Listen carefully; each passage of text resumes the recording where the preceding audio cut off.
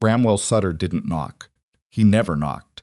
He pushed open the door of Crawford's General Store like he owned it, because in Dry Creek, Wyoming territory, he owned most things that mattered, and he dropped a folded paper on the counter, loud enough to make 3 men flinch. "Tell your friends," Bramwell said, his voice carrying the particular laziness of a man who had never once been told no. Rourke Halden's been running a game on Cordelia Vance since the day he rolled that broke-down wagon onto her property. 4 kids and a sad face, that's all it took. He smiled at the room. Apparently, that's all you need to inherit the biggest ranch in the valley. Nobody argued. Nobody ever argued with Bramwell Sutter to his face. 3 men in that store had worked for Cordelia Vance, and every one of them knew that what Bramwell had just said was a lie wrapped around a threat, and that the real reason he was saying it had nothing to do with protecting Cordelia. It had everything to do with the fact that he had wanted her land for 11 years, and a penniless cowboy with worn-out boots had somehow gotten closer to her in 6 weeks than Bramwell ever had. If this story already has you hooked, you're exactly where we want you. Subscribe to our channel and hit that notification bell so you never miss what happens. Next, we release new stories every week, and they only get better.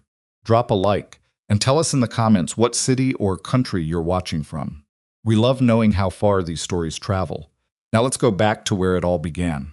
The morning Rourke Halden rode onto Ironwood Ranch, Cordelia Vance was arguing with her foreman about a fence line that had been wrong for 2 years. She was not in a generous mood. She was rarely in a generous mood before 10 in the morning, and it was 7:45, and Denton, her foreman, a man who had worked for her father before her, was doing that thing he did where he agreed with her out loud while his eyes disagreed completely. "I'm telling you the drift fence needs to move 40 yards east, or we lose another 300 head next winter," she said. "Same as last winter, same as the winter before." "Yes, ma'am," Denton said. "You don't think so. I think it's worth considering." "I just considered it. Move the fence."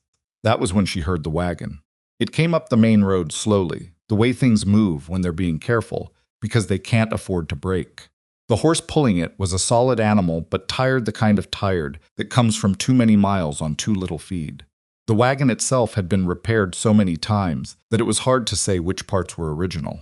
Someone had painted over a crack in the left sideboard with something dark, probably tar, and the tarpaulin stretched over the back was held down with ropes of 3 different colors. Cordelia shaded her eyes. The man driving had a straight back despite everything else about him, suggesting he was hanging on by threads. He was somewhere in his late 30s, dark-haired, with the kind of face that had been weathered into something plain but not unpleasant. He wore a hat that had survived at least 1 bad season past its usefulness, and his coat was clean despite being patched at both elbows. She noticed the patches first. Then she noticed he was looking straight at her. Most men coming to Ironwood looking for work kept their eyes down until spoken to. This one didn't. "Morning," he called, pulling the horse to a stop about 20 feet from where she stood. "I'm looking for whoever runs the place." "You found her," Cordelia said. He didn't blink. Didn't adjust his posture or his expression the way men sometimes did when they realized the person with the authority was a woman. He just nodded once, like she'd confirmed something he already suspected. "Rourke Halden," he said. "I heard you might be hiring for the season." "Might be," Cordelia said. "What's your experience?" "Cattle, mostly. Some horse work. Fencing, winter feeding, calving. Worked 3 ranches between here and Cheyenne in the last 2 years. References? 2 of them closed. 3rd one I can write to. Might take a week to hear back." Cordelia studied him. "You're asking me to hire you on the hope that a letter comes back favorable." "No, ma'am." He held her gaze. "I'm asking you to watch me work for a week and decide for yourself.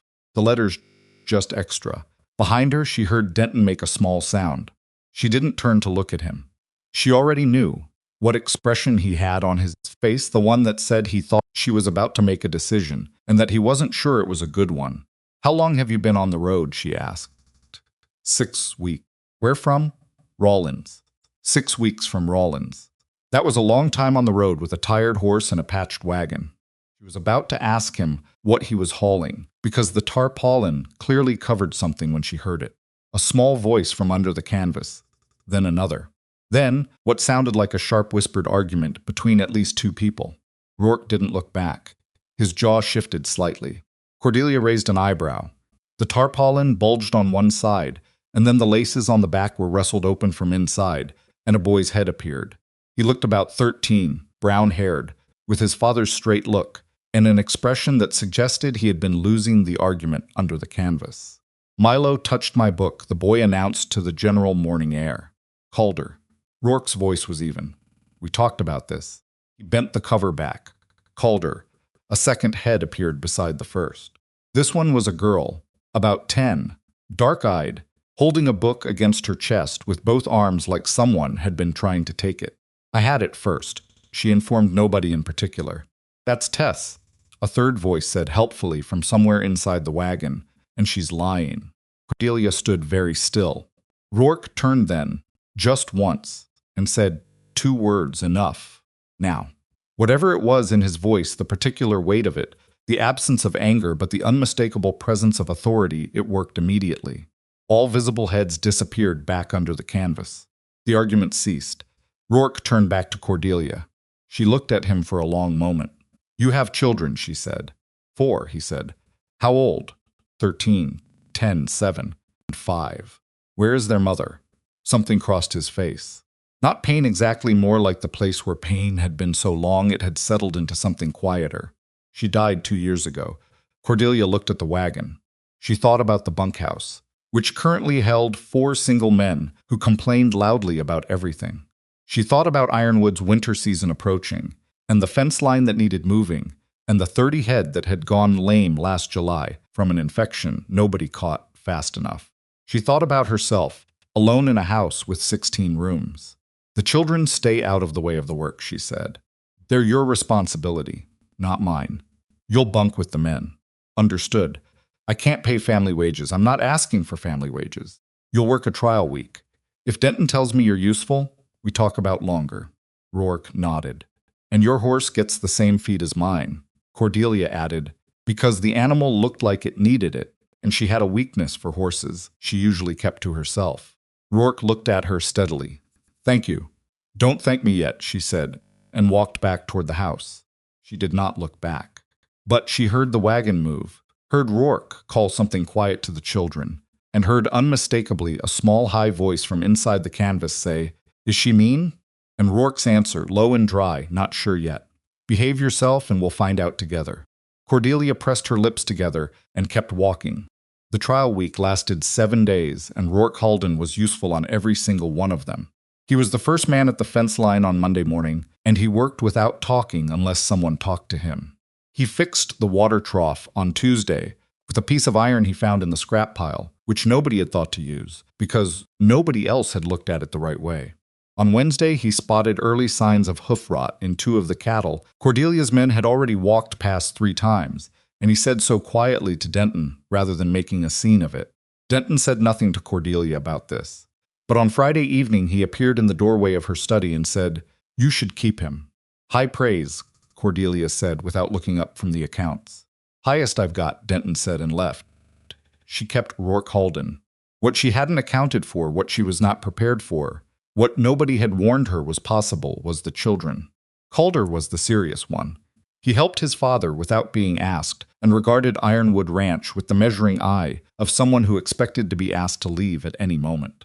He worked hard when given something to do and ate quickly, like a boy who had learned that meals weren't always guaranteed. Tess was quieter than Cordelia expected for a 10-year-old. She read constantly, which explained the argument over the book. She also, Cordelia discovered one afternoon, played piano. Or rather, she stood in the doorway of the main house parlor and stared at the old upright piano there with an expression of such naked longing that Cordelia, passing through on her way to the kitchen, stopped dead. "Do you play?" Cordelia asked. Tess looked like she'd been caught stealing something. "No, ma'am. Have you ever?" "Our mother did." Tess looked at the piano. "She was teaching me some before." Cordelia looked at the piano. It had not been played since she was 12 years old. There was no particular reason for this, except that the things that had belonged to a happier time had a way of becoming too heavy to touch. "It needs tuning," Cordelia said. "Yes, ma'am, I'll have it tuned." Tess looked up quickly. "You don't have to." "I know I don't have to," Cordelia said, and continued to the kitchen. Milo was 7 and had no filter whatsoever. He appeared at Cordelia's elbow the very first Saturday morning while she was checking the grain stores and simply began walking beside her without invitation. His hands clasped behind his back in a way that was clearly copied from watching his father. "What's that?" he asked, pointing at the grain auger. "Auger. What's it do? Moves grain. How? The spiral inside turns. Pushes grain along. Why does it work that way? Because someone clever designed it. How does the clever person know to do that?" "Milo," she said, because she had already learned his name from hearing Rourke use it approximately 40 times a day. "Do you ever stop asking questions?" Milo considered this seriously. "Mostly no," he admitted. "Pa says I was born with a hole where my quiet is supposed to go." Cordelia looked at him. And despite herself, despite everything she had spent years building around herself to prevent exactly this kind of soft feeling from getting in, she almost smiled. "Stay out of the grain," she said, and kept walking. Milo followed her for 3 more hours. Then there was Poppy. Poppy was 5 and had her father's direct gaze and her late mother's dark curls, and she treated the world with a combination of absolute fearlessness and complete indifference to whether that world wanted her attention or not. It was on a Tuesday evening, 3 weeks after the Haldens arrived, that Cordelia first truly understood what she was dealing with. She had come into the main house parlor after supper to look over some documents. The children weren't usually in the main house, and she hadn't expected company, and she found Poppy already there, best cross-legged on the big chair by the window, clutching a cloth rabbit that had clearly been repaired many times. Cordelia stopped. Poppy looked up. There was a beat of quiet during which both of them regarded each other. "Your chair's big," Poppy announced. "It is," Cordelia agreed. "I like it. I noticed." Poppy shifted sideways, the way a child shifts when they're making room without asking if room is wanted. It was an instinctive gesture, unconscious, the movement of someone who assumed that if there was enough space, there was enough welcome. Cordelia should have said something, should have redirected her, sent her back to her father, explained that this was her private space. She sat down instead. Poppy seemed unsurprised by this. She leaned very slightly toward Cordelia, not quite against her, just close, and looked out the window at the evening light on the pasture. "Your horses are pretty," Poppy said. "Thank you. Do they have names?" "Some of them." "What's the brown one?" "Soldier." "Is he a soldier?" "He's old and stubborn like one." Poppy considered this. "I had a rabbit once. A real one. What happened to it?" "It got sick." Poppy looked at the cloth rabbit in her lap. "Pa made me this one after. He's not as soft, but he doesn't get sick." Cordelia looked at the cloth rabbit. It was a rough piece of work, clearly made by someone who knew how to repair leather and rope, but not how to sew properly, the ears slightly uneven, the stitching oversized. But it had been carried so much and so carefully that the cloth was worn thin in places. The realization arrived quietly, the way the hardest realizations did. Rourke Halden had made this with his own hands, after his wife died. For a 3-year-old who didn't understand what had happened, but understood that the rabbit was gone. Cordelia sat with that knowledge for a moment and felt something move in her chest that she had been successfully suppressing for about 8 years. "It's a fine rabbit," she said. Poppy turned her face up to Cordelia unexpectedly and smiled. It was the smile of a child who had not yet learned to be suspicious of strangers open, warm, completely unguarded. Then she leaned the rest of the way and settled against Cordelia's arm. Cordelia did not move, did not breathe for a full 10 seconds. Poppy closed her eyes. Within 5 minutes, she was asleep. And Cordelia sat in her chair in her house on her enormous ranch, with a 5-year-old child she barely knew asleep against her shoulder, and felt for the first time in a very long time the shape of what she had been missing. Rourke came looking for Poppy an hour later. He appeared in the parlor doorway and stopped when he saw them, his hat in his hands.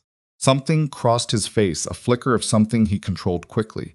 A man who had practiced not letting his face say what he was thinking. "I'm sorry," he said quietly. "She gets past fences I haven't figured out how to build yet." "She's fine," Cordelia said, which was true and also not the point. Rourke came in carefully and lifted Poppy without waking her, the practiced ease of a man who had done this thousands of times in the dark. Poppy made a small sound, but stayed asleep, her cloth rabbit still held tight in both hands. Rourke paused at the door. "Miss Vance," he said. "Thank you." "Stop thanking me for things that cost me nothing," Cordelia said, more sharply than she intended. He looked at her across the room, and something in his expression was quiet and careful and clear. "It didn't cost you nothing," he said, "but you paid it anyway." He left before she could answer. Cordelia sat alone in the big chair and looked at the window and the dark beyond it for a long time. It was 6 weeks after Rourke arrived that Cordelia finally said it. She had been careful. She had been professional.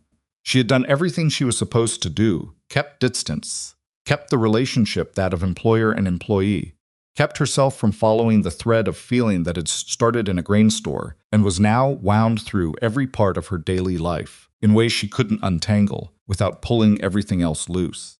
But that evening, Rourke had helped her settle a difficult bull into the new pen, and it had taken 2 hours and left both of them dirty and tired and leaning on opposite sides of the fence in the last of the autumn light, and the conversation had drifted, the way conversations drift when guards are down from hard work, and neither person wants to go inside yet. She said it. Not the way she had rehearsed it in her head, the careful, controlled, deliberately neutral way she had told every man who had gotten this close. She said it the way it actually was. "I should tell you something," Cordelia said. "Because it matters, and because you deserve to know it before." She stopped. "Before what?" Rourke said. "Before this goes somewhere that would make it harder to hear." He waited. "4 years ago I was engaged," she said. "Man named Carter. Good man. Or I thought so. When I was sick that winter, the doctor told me," she looked at the fence post. "He told me that I wouldn't be able to carry children. Something in how I was built or how the fever went, he wasn't entirely sure. But he was sure about the outcome. The pasture was quiet. A horse moved somewhere in the dark. Carter left," she continued, "which was his right. He wanted a family. Most men do." She said it without bitterness, or rather, with the particular lack of bitterness that comes from having had enough time to burn through the bitterness and come out the other side into something flat and honest. "Every man since then who got close enough to matter, I told them, and they left. Or I told them and they stayed. And I could see in 6 months they were only staying for the ranch. 'Cause a man who wants children eventually has to stop pretending he doesn't." She looked at Rourke. "I can't give you children," she said. Rourke Halden turned from the fence toward the house. Through the lit window of the bunkhouse annex where the children slept, they could hear Milo arguing with Calder about something, the words indistinct, the pattern unmistakable. Then Tess's voice, sharp and tired, and then the sudden loud thump of someone being shoved, and then silence. Rourke turned back. He looked at Cordelia with something in his expression that she did not immediately recognize, because it was not pity, and it was not calculation, and it was not the careful diplomatic sadness of a man trying to figure out how to let her down. He smiled. It was a real smile, the particular kind that doesn't start at the corners, but somewhere deeper, some place that takes a specific kind of feeling to reach. "Good," he said. Cordelia stared at him. "Good," she repeated. He tilted his head toward the bunkhouse window. "I've got enough kids for both of us." She looked at the window. She looked at him.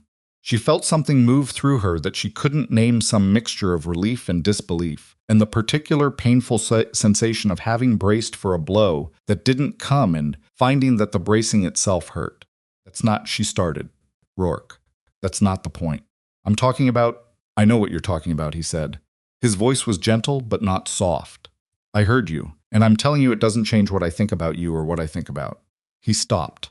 "About what?" she said. He looked at her across the fence in the last of the evening light, and his expression was honest in a way that she wasn't sure she was ready for. "About what might be happening," he said carefully, "if you're also noticing it." Cordelia gripped the top of the fence post. Inside the bunkhouse, the argument had resumed. Milo's voice rose into a theatrical wail that was almost certainly exaggerated for effect. "Your children are loud," she said. "Yes," Rourke agreed. "Sorry." And Milo followed me for most of Wednesday. I'll talk to him. "Don't," she said. Then, after a pause, he asks good questions. Rourke looked at her. "And Poppy is going to get a cold sleeping in that annex when the temperature drops," she continued. "The north wall isn't well sealed. I noticed that. I was going to see about patching. I'll have Denton do it." "You don't have to. I know I don't have to," she said, with the same inflection she'd used with Tess, and she pushed off the fence and walked toward the house. She made it about 10 steps before she stopped. "Rourke, yeah, I noticed it," she said, without turning around. In case that wasn't clear, she went inside. Behind her, she heard him let out a long, slow breath in the dark. What happened next did not look like a romance, because neither of them was built for the kind that looked like one. There were no dramatic declarations. There were no lingering looks across crowded dinner tables because they didn't eat at the same table. She ate in the house, and he ate with the hands, because that was the line. And both of them were carefully not crossing it, while also being completely aware of how thin it had become. Instead, there were small things. He repaired a section of the main house porch railing without being asked, and without mentioning he'd done it. She walked out one morning and found it solid under her hand, where it had wobbled for 3 years. And she didn't say anything, and he didn't look at her when she looked at him, and that was its own kind of conversation. She had the piano tuned. The tuner came out from Dry Creek on a Thursday and spent 2 hours on it. And that evening, Tess crept into the parlor and sat down at the bench and played 3 careful notes, then stopped, then 4, then a halting, fumbling version of something simple that her hand seemed to remember even though her mind was uncertain. Cordelia, passing, sat in the chair by the window and opened a ledger she had no intention of reading. Tess played for an hour. By the end, she wasn't fumbling. Neither of them spoke about it. But the next evening, Tess came back, and the next, and Cordelia found herself arranging her evenings so that she had things to do in the parlor that didn't need to be done anywhere in particular. Calder was harder. Calder watched Cordelia with his father's directness and none of his father's warmth, because Calder was 13 and had learned something about people that children weren't supposed to learn yet that they left, or they used you, or they made promises they didn't intend to keep. He worked hard on the ranch when Rourke told him to, and he was unfailingly polite to Cordelia's face, and he never let his guard down. One morning she found him in the stable, trying to figure out why one of the geldings had gone off feed. He didn't ask for help. He was working through it systematically, checking the water trough, checking the feed quality, running his hand along the horse's side with careful attention. Cordelia watched him for a while. "Check the back teeth," she said. "Left side." Calder looked at her with the expression he used when he didn't know whether to trust information from her. "Loose molars," she said. "I've seen it before with that horse. Happens when they're getting older. Makes eating uncomfortable." He looked at the horse. Then he did what she said, carefully, and he found it a slight wobble in the tooth. Barely there, but there. He looked at Cordelia. She looked back at him. "I'll have the vet out," she said. "Shouldn't take long to fix." She left him there. She could feel him watching her leave, that careful, measuring look. She didn't give him anything extra. She didn't push. Some things had to be earned on their own timeline, and a 13-year-old boy who had learned not to trust had a particular right to take as long as he needed. It was during those weeks that Cordelia began to understand something she hadn't expected. The things she had been afraid to want the house full of children, the noise, the arguments over books, and the piano playing in the evening, and the small hand on her arm, she had been afraid of it because wanting it too much had hurt her before. She had believed that the safest thing was not to want it at all. But she had been wrong about something. She had believed that the wanting was the dangerous part. It wasn't. The dangerous part was what was happening now, not wanting something abstract, not wanting the idea of a family, but wanting these specific people. Rourke, who fixed porches in silence and looked at her like she was worth looking at. Tess, who played piano with her whole heart and her eyes closed. Milo, who had no quiet and no apology for it. Calder, who was going to trust her someday. She was increasingly certain, if she just didn't rush it. Poppy, who had climbed into her chair and fallen asleep against her shoulder, as though it was the most natural thing in the world. This was the dangerous part. The specific part. The part that was going to cost something real when it came to it. And then, on a Tuesday in late October, Bramwell Sutter came to Ironwood Ranch. Cordelia saw him from the window before she heard the horse recognize the way he rode, that particular ease that came from having ridden only well-fed horses on clear roads his entire life. Bramwell was 45, handsome in the broad, expensive way of men who had always had enough to eat and enough respect to keep their shoulders back. He owned 3 ranches, a third of Dry Creek's commercial property, and the singular conviction that anything in the valley that wasn't yet his was merely something he hadn't gotten around to acquiring. He had wanted Ironwood for 11 years. He had wanted Cordelia for 5 of those 11, which was not the same thing as wanting her, and she had known the difference since the first time he'd proposed and looked at the land behind her while he said it. She went out to meet him in the yard. Cordelia. He smiled as he dismounted. You're looking well, Bramwell. She did not offer to take his horse or invite him in. What brings you out? Concern, he said, with the warmth of a man who had practiced warmth until it looked natural. I've been hearing things in town. I imagine you have. About this cowboy you've taken on. He looked around the yard with the proprietary ease that she found more offensive every time she saw it. People are talking. People always talk. Not like this. He looked at her directly, and his expression shifted from the practiced warmth to something that was meant to look like sincerity, but was actually a more refined performance. Cordelia, you're an intelligent woman. You know how men are, and you know how your situation looks to a man who's been paying attention. My situation, she repeated. A single woman. Valuable property. No heir. He said it without flinching because he had decided that saying it plainly was somehow more respectful than not saying it. That's an opportunity to the wrong kind of man. And a cowboy who shows up with 4 children and nowhere to go, Cordelia, I'm not saying he's a bad man. I'm saying you should consider why he came here. Cordelia looked at him. She thought about Rourke fixing the porch rail without mentioning it. She thought about the cloth rabbit with the uneven ears. She thought about the answer he had given her at the fence, that real smile, the one that started somewhere deeper than his face. I appreciate your concern, she said, with the courtesy that meant she did not appreciate it at all. I think we're done here. Bramwell's expression changed just slightly, just at the edges, where the practiced warmth didn't quite cover what was underneath. Cordelia, goodbye, Bramwell. He left. He was too experienced at controlling himself to say anything else. But he left with a particular set to his jaw that she recognized the look of a man who had been denied something he'd already started thinking of as his. She stood in the yard after he'd gone and breathed for a moment. Then she went back to work. She told herself the visit didn't matter. She was wrong. The rumors started small the way they always did. A word at Crawford's store. A comment at the feed merchant. A suggestion at the church social that Cordelia Vance had always been a sensible woman, but that grief could do strange things to sensible women. And wasn't it interesting timing? The way this cowboy had appeared with 4 children right before winter.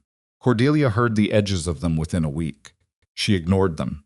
She had been ignoring gossip about herself since she was 22 years old and had proven she could run Ironwood better than anyone had expected a woman to run anything. What she hadn't accounted for was Rourke hearing them too. She found out on a Thursday morning when she came out of the main house and found him standing by his wagon with both saddlebags over his shoulder. Her stomach dropped. "What are you doing?" she said. Rourke didn't look surprised that she was there. He looked tired, the particular tired that wasn't about sleep. "Packing," he said. "I can see that." She kept her voice level. "Why? You know why. I want to hear you say it." He looked at her steadily. "Because I won't be the reason you lose your name in this valley. Because Sutter's going to keep pushing until people start believing it. And they're already halfway there. And because—" he stopped. "Because you've been good to my kids, and the way to repay that isn't to keep standing here while someone uses us to drag you down." "It's very noble," Cordelia said.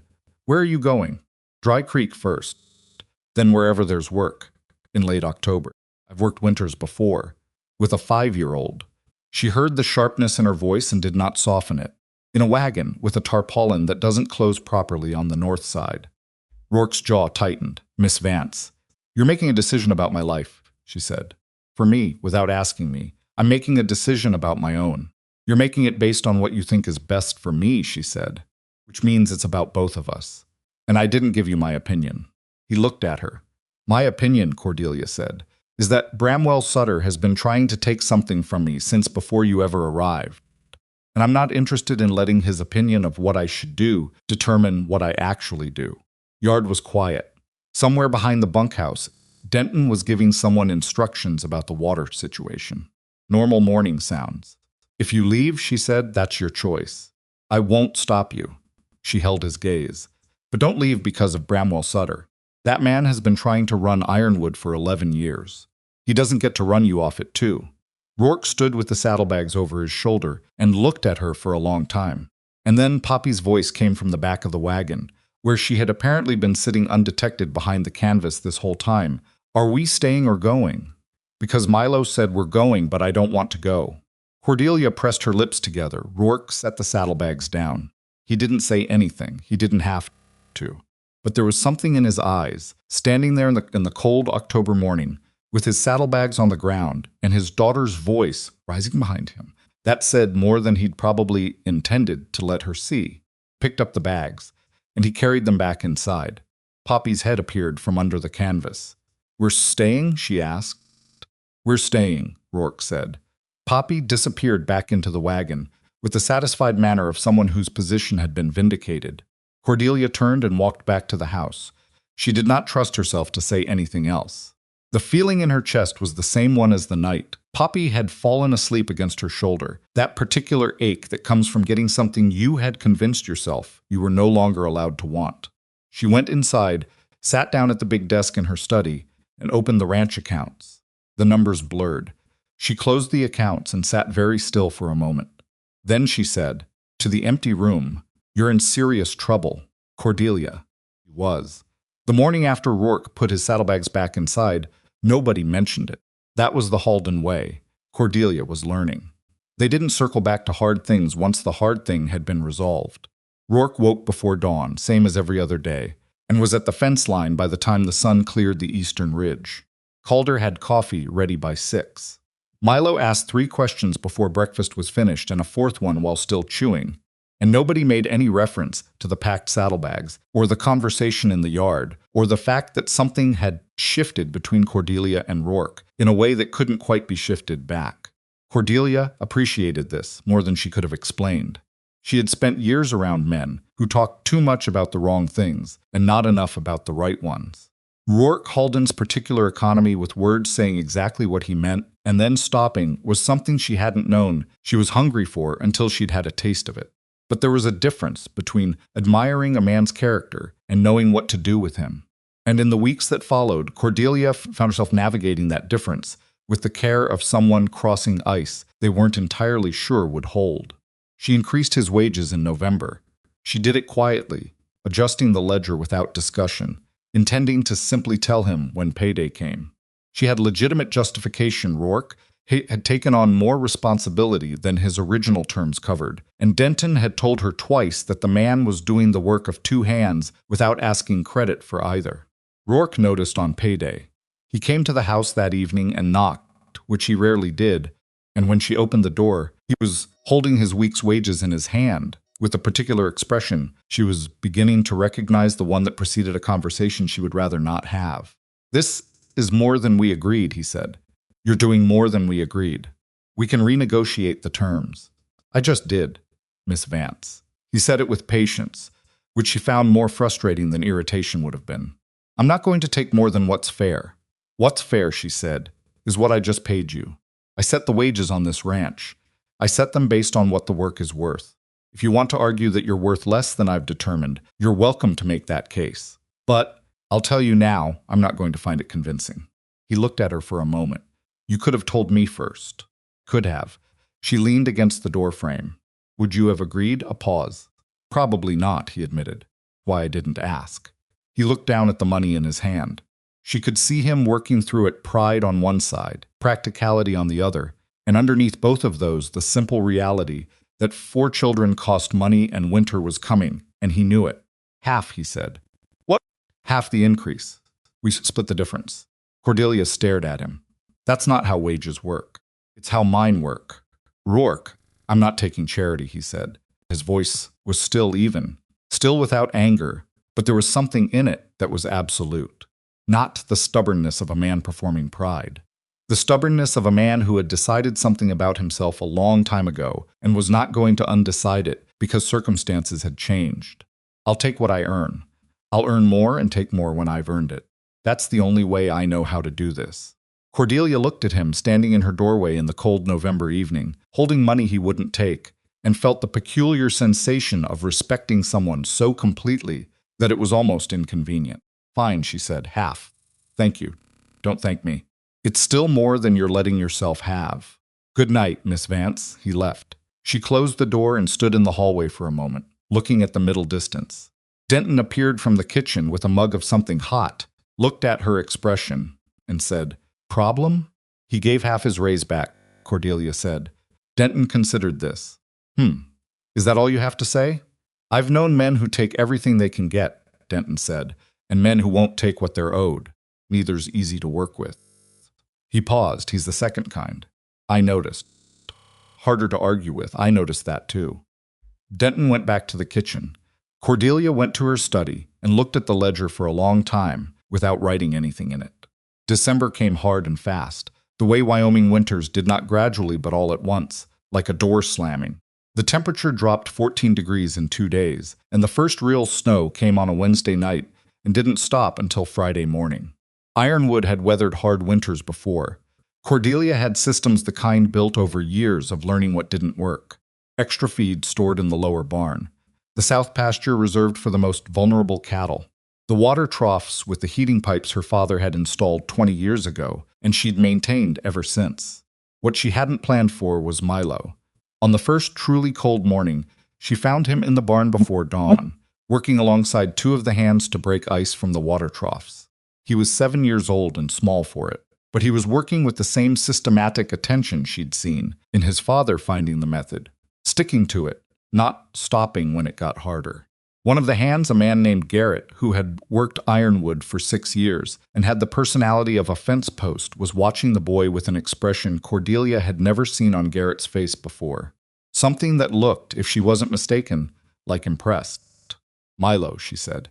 He looked up, ice chisel in both hands. Morning, Miss Vance. The east trough was solid all the way down, but the pipe's still running underneath, so I think the heater's working. It's just the surface. Garrett says it usually clears by 8. Cordelia looked at Garrett. Garrett shrugged one shoulder, which was the Garrett equivalent of high praise. Shouldn't you be at breakfast? She said. Had breakfast. Milo swung the chisel again with more force than a 7-year-old probably should have had. Pa says useful work beats sitting around. Your father is correct, she said. But useful work also means knowing when you're undersized for a job. Milo stopped and looked at the trough and looked at himself. He appeared to give this genuine consideration. Garrett's doing the heavy part, he said finally. I'm doing the parts where being small helps. Cordelia was quiet for a moment. Carry on, she said, and went to check the south pasture. Behind her, she heard Garrett say something low to Milo, and Milo's delighted laugh echoing in the cold barn. And she walked through the snow, thinking about Rourke Halden, raising 4 children alone, for 2 years on the road, and what kind of person that process had built in each of them. The answer, she was increasingly finding, was people she respected, which was a more complicated feeling than she'd expected. The offer of the cottage happened on a Thursday in December, and it went exactly as badly as it should have. The Hanses' bunkhouse annex where Rourke and the children were staying was functional, but not warm enough for 5 people through a hard winter. Cordelia knew it. Denton knew it. Rourke almost certainly knew it. The north wall was patched, but not well, and the heating stove was old and temperamental, and Cordelia had been watching Poppy's nose run for 2 weeks and telling herself it wasn't her concern. She had 2 vacant cottages on the property. The smaller one sat 40 yards from the main house, a solid structure, properly insulated, with a proper stove and 2 bedrooms and a kitchen that worked.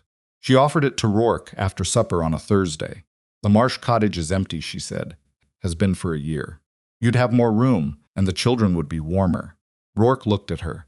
What's the arrangement? No arrangement. It's empty. You'd use it through the winter.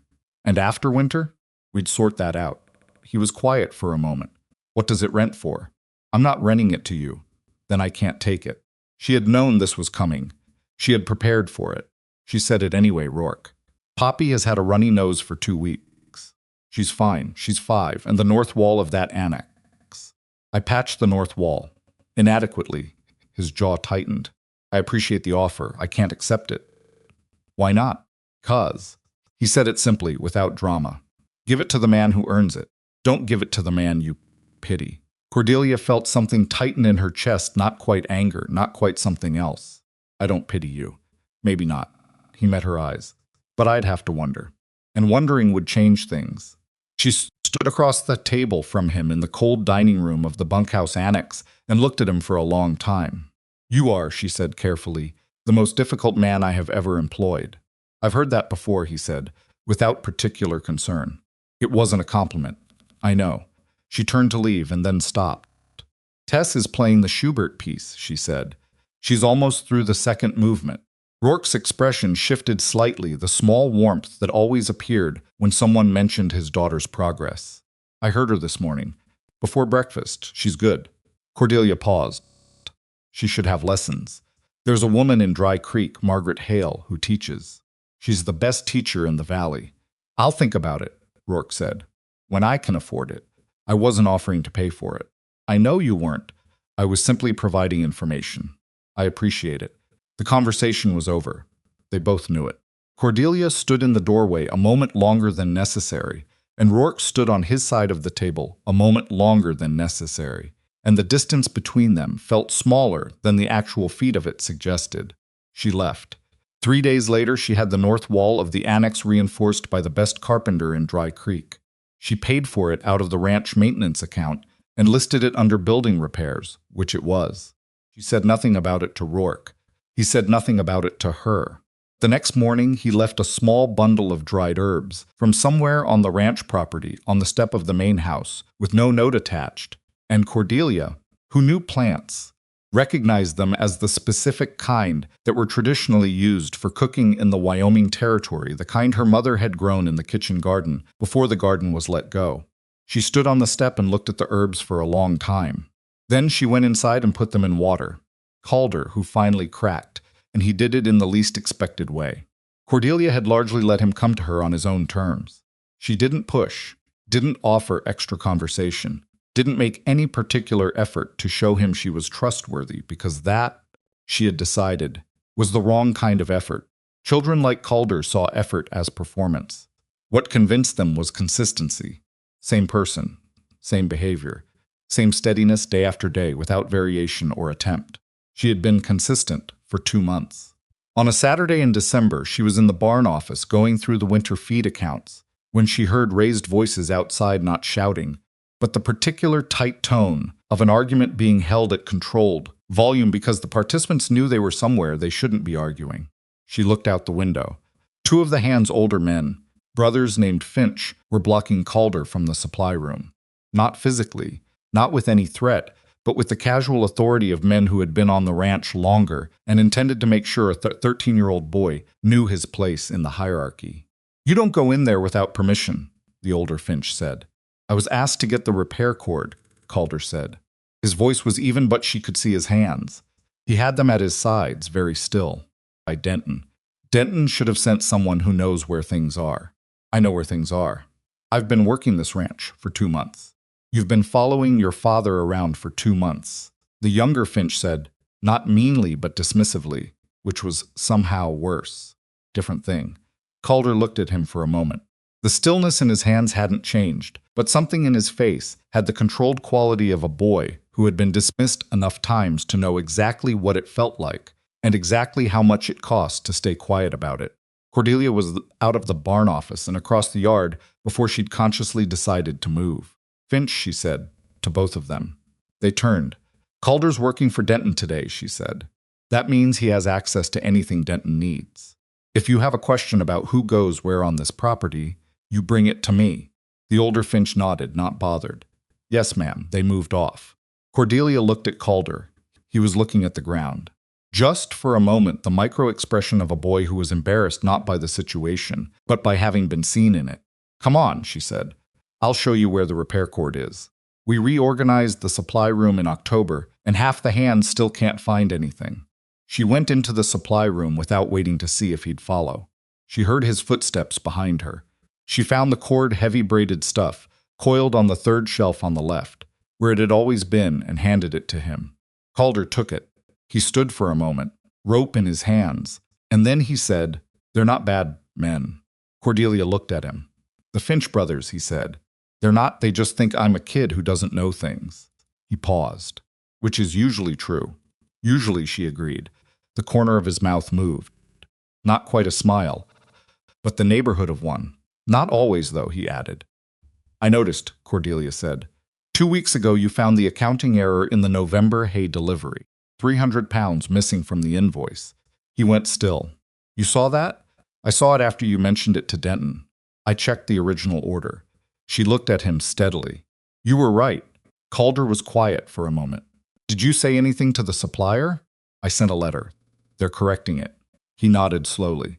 He was processing something she could see it in him, the shift that happened in prisons when they learned they were taken seriously, when they hadn't expected to be. "Thank you," he said, "for coming out." "Don't thank me," Cordelia said. "In another year, you're going to be big enough that nobody in that yard is going to question whether you belong there. Till then, I'd rather they know you work for me directly." She paused. "If that suits you." He looked up at her, his father's direct look. "Doing what?" "Accounts. Tracking, supply ordering. Denton hates the paperwork. I hate it less, but I have other things." She kept her tone matter of fact. "You've got a head for numbers. I've seen how you run your father's household accounts." "He showed me a few things," Calder said. "He showed you enough." She headed for the door. "Ask Denton when he's free and come to the office. I'll show you the system." She left. Calder stood in the supply room holding the repair cord, and she didn't look back to see his expression, but she heard him exhale slow and quiet, the kind of breath that means something has loosened that was held tight for a long time. The problem with Bramwell Sutter was that he was patient. Other men would have pushed harder and faster and made mistakes. Bramwell had learned somewhere in his 45 years of getting what he wanted that the most effective pressure was the kind applied slowly, from multiple directions, in ways that were difficult to identify as pressure until it had already done its work. He had been building a case against Rourke Halden in Dry Creek for 6 weeks before Cordelia understood the full shape of it. It wasn't one story. It was 100 small observations, dropped in different places to different people, each one reasonable in isolation. Rourke had debts nobody in town had known about. The children, sweet children, nobody was saying otherwise, were awfully convenient props for a man who needed someone to feel sorry for him. Cordelia Vance was a strong woman. Certainly, but even strong women had blind spots, and her particular blind spot was the thing she could never have. And wasn't it interesting that Rourke Halden had arrived, with 4 of that exact thing in the back of his wagon? It was Emmeline Price who told Cordelia. Emmeline ran the dry goods on the east side of Main Street and had known Cordelia since they were both girls. And she told Cordelia in the direct way of a woman who believes that hearing a hard truth from a friend is better than hearing it from an enemy. "Bramwell's been talking. A lot. In a lot of places. And some people are listening." Cordelia was standing in the middle of Emmeline's store, holding a bolt of wool fabric she'd been intending to buy for Tessa's winter coat, and she stood very still. "What are they saying?" she asked. "That the Cowboy's working you," Emmeline said simply. "That the children are a strategy. That you're too—" She paused. "That you're being fooled." Cordelia set the fabric down on the counter. "Who's saying it?" she asked. "Different people." Emmeline met her eyes. "Enough of them that it's becoming a thing people believe." "And what do you believe?" Emmeline was quiet for a moment. "I believe Bramwell Sutter has been trying to get his hands on Ironwood for 11 years, and that a penniless cowboy standing between him and it is very inconvenient for his plans." She paused. "I also think you should be careful, Cordelia. Not because I think the man's lying. Because I think you've been alone a long time, and being careful is what you do when you have a lot to lose." Cordelia picked up the fabric again. "I'll take 4 yards," she said. Emmeline cut it without another word. Cordelia said nothing to Rourke about the conversation with Emmeline for 3 days. She turned it over in her head, the way she turned over every hard thing systematically, from multiple angles, trying to find the side of it that she was wrong about. She knew that the rumors existed partly because Bramwell was spreading them, and she knew that they existed partly because people genuinely found it improbable that a wealthy single woman and a penniless cowboy with 4 children were what they appeared to be. She also knew, and this was the part that she came back to most often, the part she had to be honest with herself about, that her history with men had left her with a particular kind of vulnerability that she had spent years armoring over. The armor worked on everyone else. It was apparently decorative when it came to Rourke Halden. The whispers were in her head when she watched him work. They were there when Milo appeared at her elbow in the grain store. They were there on Thursday evening, when Tess played through the entire second movement of the Schubert piece without stopping, and Cordelia sat in the big chair and felt something that she was increasingly unable to describe as anything other than love for a 10-year-old girl who was not hers and might never be. She was sitting with all of this, the whispers and the feeling and the armor that wasn't holding, when Poppy climbed into the chair beside her on a Friday evening and said, with perfect 5-year-old directness, "You look sad." "I'm thinking," Cordelia said. "That's what Pa looks like when he's sad," Poppy said. When he thinks too much about things. Cordelia looked at her. Does your father get sad a lot? Poppy considered this seriously. Sometimes, when he thinks about Mama. She held the cloth rabbit in both hands. He doesn't think about her as much now. How do you know? His face is different. She looked at Cordelia with that direct, dark gaze. He smiles more. He didn't used to smile very much. Cordelia felt the weight of that land somewhere in her chest. Poppy, she said carefully, do you remember your mother much? Some things, Poppy said. She smelled like soap and her hair was long. She used to sing to me at night. She stroked the cloth rabbit's ear. I don't remember the song anymore. I forgot it. That's all right, Cordelia said. You were very young. Calder remembers her lots, Poppy said. Tess, too. Sometimes they talk about her when they think I'm asleep. She paused. I don't mind. I think they need to. Cordelia sat very still. 5-year-old. This observation had come from a 5-year-old. You are, Cordelia said quietly, a very unusual person. Poppy Halden. Poppy seemed unsurprised by this. Pa says that too, she said. He says I came out already knowing things. She leaned against Cordelia's arm with the same complete naturalness as always. Are you done being sad? I'm working on it, Cordelia said. Okay, Poppy said and closed her eyes. The next morning, Cordelia told Rourke about the rumors. She found him at the fence line at 7 in the morning and came directly to it, because she was not a woman who circled things. Bramwell's been talking in town, she said. I want you to know what he's saying so it doesn't surprise you, she told him. She watched his face as she did. He listened without expression, the particular quality of stillness that was his natural state when processing hard information, and when she finished, he was quiet for a moment. How long, he asked. 6 weeks, best I can tell. And you heard it when? 3 days ago. Something crossed his face. Not hurt, exactly. More like the recognition of something. You sat with it for 3 days. I was deciding what to do about it. And what did you decide? Cordelia looked at the fence line and the cold white pasture beyond it. I decided that Bramwell Sutter has been trying to take something from me since before you arrived, and that his opinion of what I should do about my own ranch and my own staff has never been something I've valued. And that's not going to change because he's started talking in Crawford's store. Rourke nodded slowly. Rourke, she said, I want to tell you something. She kept her eyes on the pasture. This was easier when she wasn't looking at him. I've had men on this ranch before who worked for what they could get from it. I know what that looks like. I know what it sounds like. I know what it feels like in a conversation. She paused. You don't feel like any of that. The cold was sharp. Her breath came out in small clouds. But I've also been wrong before, she said. And being wrong cost me things I didn't get back. So I'm telling you that straight, because I think you deserve the straight version. I trust you. I don't fully trust my own judgment about whether that trust is earned, or whether it's earned because you have 4 children, and one of them keeps falling asleep in my chair. She turned to look at him. So I need you to understand that I'm watching. Not because I think you're lying, because watching is what I do. Rourke held her gaze for a long moment. It's fair, he said. I know it is.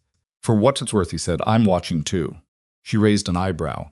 Wealthy rancher, alone on a big property, he said. I know what that can do to a man's judgment. Make him see opportunity in places he's supposed to see a person. He looked at the fence. I've been watching myself. Cordelia looked at him. And? She said. And what I see when I look at you, he said, isn't what I'd see if I was looking at Ironwood Ranch. He said it plainly, without decoration. Just a fact, offered the way he offered most things directly, without ceremony, with no particular expectation attached to it. Pasture was very white and very cold. All right, Cordelia said. All right, Rourke agreed.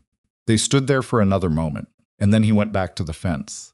And she went back to the house, and neither of them said anything more about it that day. But something had settled between them not resolved. Nothing was resolved, but settled the way ground settles after hard weather. Firmer, more reliable underfoot. Christmas came to Ironwood unexpectedly. Cordelia had not planned it. She had not celebrated Christmas in any meaningful way for 4 years, because celebrating things in an empty house with 16 rooms required an enthusiasm she had never been able to manufacture, and she had a deep allergy to performing happiness she didn't feel.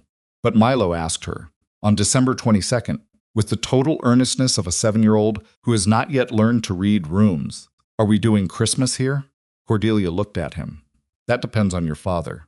Pa says it depends on you, Milo said. He says it's your house. She found this irritating in the particular way that generosity, disguised as neutrality, could be irritating. What does your family usually do? We cut a tree, Milo said, and Ma used to make... He stopped. Recalibrated.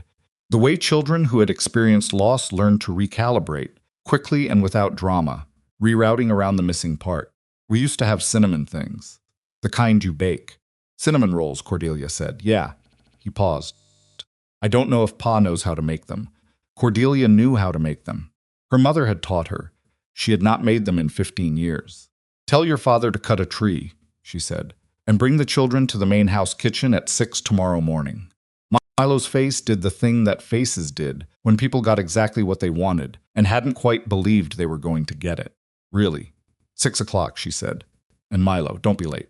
Cinnamon rolls require early rising. He ran. She stood in the doorway and watched him go, and then she went to the kitchen and checked whether she had the ingredients. She did, mostly, and she spent the next 20 minutes making a list of what she'd need from the pantry. She was doing this when Denton appeared. I hear we're doing Christmas, he said. Apparently, Cordelia said. He was quiet for a moment. Then your mother used to make those cinnamon rolls. I know she did. The hands would line up for them. I remember. Denton looked at the list in her hand. You'll need to double it. There's 6 of us. She corrected the amounts. Denton stood there a moment more, and then he said, so quietly she almost didn't catch it, it's good, having the house like this. Cordelia did not look up from the list. Go check the south fence before the light goes. Yes, ma'am, he said, and left. She finished the list and looked at the kitchen, the big cold room, the long table, the stove that was running now but had been quiet for too many mornings. She thought, it is good, and for once she let herself think it without immediately finding a reason to be afraid of it. Tree Rourke cut was too big. He brought it in on the morning of the 23rd, through the front door of the main house, and it cleared the doorframe by approximately 2 inches, and was approximately 1 foot taller than the ceiling of the front parlor required. He stood in the parlor with the tree and assessed the situation without particular distress. We'll trim the top, he said. With what? Calder asked. The hand saw. Inside? Carefully. The trimming took 30 minutes and produced a quantity of pine needles on the parlor floor that Cordelia estimated would take several sweepings to fully resolve.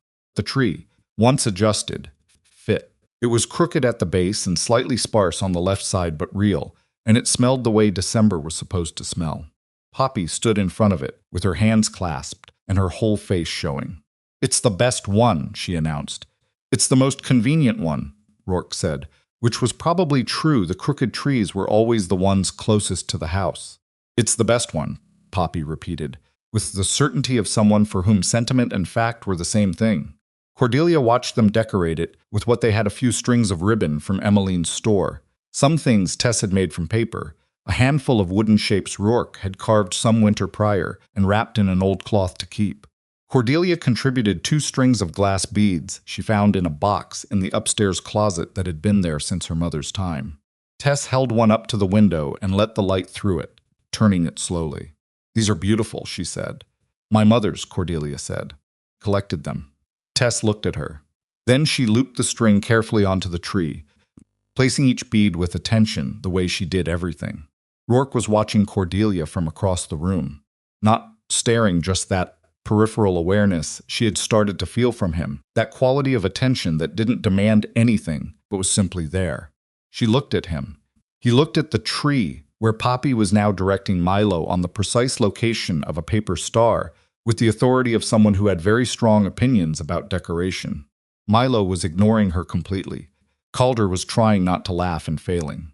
Rourke's face in that moment was something she would remember for a long time, the plain, unguarded happiness of a man watching his children be children, the relaxed quality of someone who had carried something very heavy for a very long time and had, just for this hour, put it down. He caught her looking. She didn't look away. Neither did he. And in the cold front parlor of Ironwood Ranch, with a crooked tree and a paper star and glass beads from a woman long gone, something passed between them that didn't need words and didn't need witnesses. Something that had been building since October and had now arrived not with drama, not with declarations, just quietly, the way the most real things tended to come. Milo put the star on the absolute wrong branch. Poppy made a sound of such genuine outrage that it broke the moment completely, and Calder laughed out loud, for the first time Cordelia had ever heard, and Rourke crossed the room to mediate the star dispute, and Cordelia stood by the window with the glass beads, catching the light, and felt underneath the noise and the pine needles on her floor, and the argument about star placement, something she hadn't felt in this house in a very long time. Full, the house felt full. She had not known, until this moment, quite how empty it had been. The week after Christmas was the quietest Ironwood had been in months, and Cordelia made the mistake of letting herself get used to it. The hands were rotating through reduced shifts. The cattle were settled in the winter pastures. The children had spread themselves across the main house with the comfortable ease of people who had stopped asking permission for each small thing, Milo's boots by the front door, Tessa's books stacked on the parlor side table, Poppy's cloth rabbit left on the kitchen windowsill, where she always forgot it and always came back for it. Calder had taken to spending his mornings in Cordelia's office, working through the ranch accounts with the systematic quiet of someone who found numbers restful, in the way other people found silence restful. Rourke had been in the south pasture most of those quiet days, reinforcing the windbreak fence before the next hard weather came. He came in at dusk each evening, dark with cold, and ate with the hands, and afterward appeared briefly in whatever room Cordelia happened to be in, not intrusively, not with agenda, just present, the way a person could be present without demanding anything from the room. It had become a pattern. She had let it become a pattern. That was the mistake. Not the pattern itself, the not noticing of it, the way she had stopped accounting for what it cost to let down her guard incrementally, one small thing at a time, until the total distance between where she'd started and where she now stood was something she hadn't planned to travel. She noticed it fully on a Thursday evening in the last week of December. She was at her desk, going over the January supply orders, when Rourke came into the study doorway and leaned against the frame without coming in. He never came in without being asked. That was one of the things she had come to rely on, that particular respect for her space, and said, "Denton thinks the east section's going to flood if we get a warm spell in February." "Denton's probably right," Cordelia said without looking up. "That section floods every 3 or 4 years. We move the cattle out in January as a precaution." "I could reroute the drainage channel," Rourke said. "Farther east, toward the dry creek bed. It would take a week, maybe less with Garrett." Cordelia looked up. "You've already looked at it. Yesterday, when I was out for the windbreak." She held his gaze. He'd been thinking about her ranch's problems, not because she'd asked, not because it was strictly his job, but because he'd been out there and seen the issue, and his brain had simply started working on it the way his brain apparently worked on things. "Do it," she said, after the windbreak's finished. He nodded, pushed off the doorframe. "Rourke," she said, stopped. "After January," she said carefully, "I'd like to talk about making your arrangement here more permanent." He was still for a moment. "Meaning what exactly?" "Meaning the trial period ended in November, and I haven't said anything formal about it, and that's my oversight." She kept her voice matter-of-fact, because matter-of-fact was the register she trusted. "You're not a seasonal hand anymore. I'd like to formalize that." He looked at her across the study. The lamp was low, and the room was warm, and outside the wind was picking up against the windows. "All right," he said. January, she agreed. He left. She went back to the supply orders and did not read a single line of them for the next 10 minutes because she was thinking about the word permanent and all the different shapes it had, and which shape she was actually reaching for, and whether she had the right to reach for it at all. January came, and with it Bramwell Sutter's next move. It did not come as a confrontation. It came as a letter. The letter was addressed to Rourke and delivered to the Ironwood bunkhouse by a man from the Dry Creek post office who seemed uncomfortable about the errand, the particular discomfort of someone who knows they're carrying something that will cause trouble and wishes they weren't. Rourke opened it at the breakfast table, with Calder across from him, and read it twice. He folded it. He sat with it folded in his hand for a long moment. Calder, who had been watching his father's face, said, "What is it?" "Nothing you need to worry about," Rourke said. "Pa." Rourke looked at his son. Calder was 13 and had his father's directness and the particular impatience of a boy who had been treated as capable for long enough that being managed now felt like an insult. Rourke put the letter on the table. Calder read it. The letter was from a law firm in Cheyenne. It informed Rourke Halden that his outstanding debts accumulated during his late wife's illness 2 years prior, totaling $1,140, had been purchased from their original creditors and were now held by a single party. That party required full repayment within 60 days, or would proceed to claim Rourke's remaining assets, his wagon, his 2 horses, his tools, and any wages currently owed to him by his employer. The party was not named in the letter. It didn't need to be. Calder set the letter down. His face had gone the particular white of a boy who understood exactly what he was reading and what it meant. "It's Sutter," Calder said. "Most likely," Rourke said. "He bought your debts. Looks that way. 60 days. Calder looked at the letter again. "That's not enough time to—" "I know." "Pa." Calder's voice dropped. "He's going to take the horses." Rourke was quiet. He looked out the bunkhouse window at the white January morning, and Cordelia, watching from across the yard, she had come out to check on the water trough situation and had seen Rourke's face through the bunkhouse window. That particular stillness that meant something had happened stopped moving. She knew that expression. She had seen it twice before. The morning he'd packed the saddlebags. The morning the Finch brothers had dismissed Calder. It was the expression of a man deciding how much something is going to cost him and whether he can bear the price. She went to the bunkhouse. She knocked. Rourke opened the door and looked at her, and without saying anything, he stepped back and let her in and put the letter on the table in front of her. She read it. She set it down. She looked at Rourke. "Sutter," she said. "Yes." $1,100. "Yes."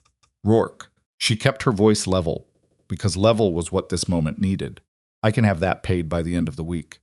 The silence that followed was the particular kind that precedes a very specific kind of argument. "No," he said. "It's not a discussion." "It is," he said, "because I'm part of it, and I'm saying no. He's going to take your horses. I know what he's going to do. And your wagon. Cordelia." He said her name, her given name, the first time, without the formal prefix, and the weight of it stopped her mid-sentence. "I know what it costs. I know what he'll take. And I am telling you that I cannot let you pay it." She looked at him across the table. Calder had gone still in his chair, watching both of them with the careful attention of a boy who understood he was seeing something important. "Why not?" she said. "Because it changes what this is." He held her gaze, and his voice was even, but underneath it was something that wasn't even at all. Something that had real feeling in it, real cost. "The day you pay my debts is the day every person in this valley who's been listening to Sutter says they were right. That I've been running a game. That everything here," he stopped, "everything here would have a price on it. And I won't do that to you. I don't care what people in this valley say." "You should care," he said. "You have to live here. You have to run a business here. You have to look people in the eye at Crawford's store and at the feed merchant and at every gathering in this town for the next 30 years. I won't be the reason that's harder than it has to be." She stared at him. "So your solution is to lose everything you own. My solution is to figure out another way. There isn't another way. Then I'll take the 60 days and find one." "Rourke," I said no. And now the evenness cracked, just slightly, just at the edges, not into anger, but into something rawer. A man at the limit of his composure, trying to hold it. "I know you're trying to help me. I know that's what this is. But I need you to hear me when I tell you that some kinds of help cost more than the problem they're solving. You paying my debts isn't help, it's ownership. And I won't—" He stopped again. His jaw tightened. "I can't be owned. Not by Sutter. Not by anyone." The word hung in the air between them. Cordelia stood across the table from him and felt something happen in her chest, something that she recognized, too late, as the moment she truly understood what kind of man she was dealing with. Not the kind she'd known before. Not the men who wanted Ironwood. Not the men who wanted to be taken care of. A man who would rather lose everything than let someone else carry the cost of his life. Picked up the letter. "I'm keeping this," she said. "Why? Because I want to read it again." She folded it and put it in her coat pocket. "I won't pay it without telling you first. But I'm not going to pretend the option isn't there." He looked at her. The rawness was still there, just beneath the surface. "Fair enough," he said. She left. Outside, the January cold hit her like a hand against the face, and she walked back to the main house with Rourke's letter in her pocket and his voice still in her ears, and the specific weight of a person who has just seen something that changes the shape of things. She did not go to her study. She went to the kitchen and stood at the window and looked at the winter pasture for a long time. She had spent years solving problems with money because money was what she had. It was her primary tool, her first resource, the thing that had gotten Ironwood through drought and debt and the long years after her father died. She had learned to use it cleanly, without sentiment, the way you used any effective tool. Rourke Halden had just told her, with no particular cruelty and no accusation, that her most reliable tool was sometimes a weapon she didn't know she was holding. That landed differently than she expected. The argument, the real one, the one that had been building since November in all its accumulated weight, happened on a Thursday in late January. It was preceded by 3 weeks of Rourke quietly trying to solve the debt situation through channels that weren't going to work. He wrote letters to his previous employers about back wages owed. He sold his spare equipment. He negotiated with the law firm in Cheyenne for an extension that the law firm was not inclined to grant because they were operating on Sutter's instructions, and Sutter wasn't inclined to patience. By the 3rd week, it was clear the 60 days would expire and the horses would go. Cordelia watched this process with the specific frustration of someone who can see the solution and is not being allowed to apply it. She kept her word. She didn't pay without telling him. But she asked again, twice, on different days, in different framings.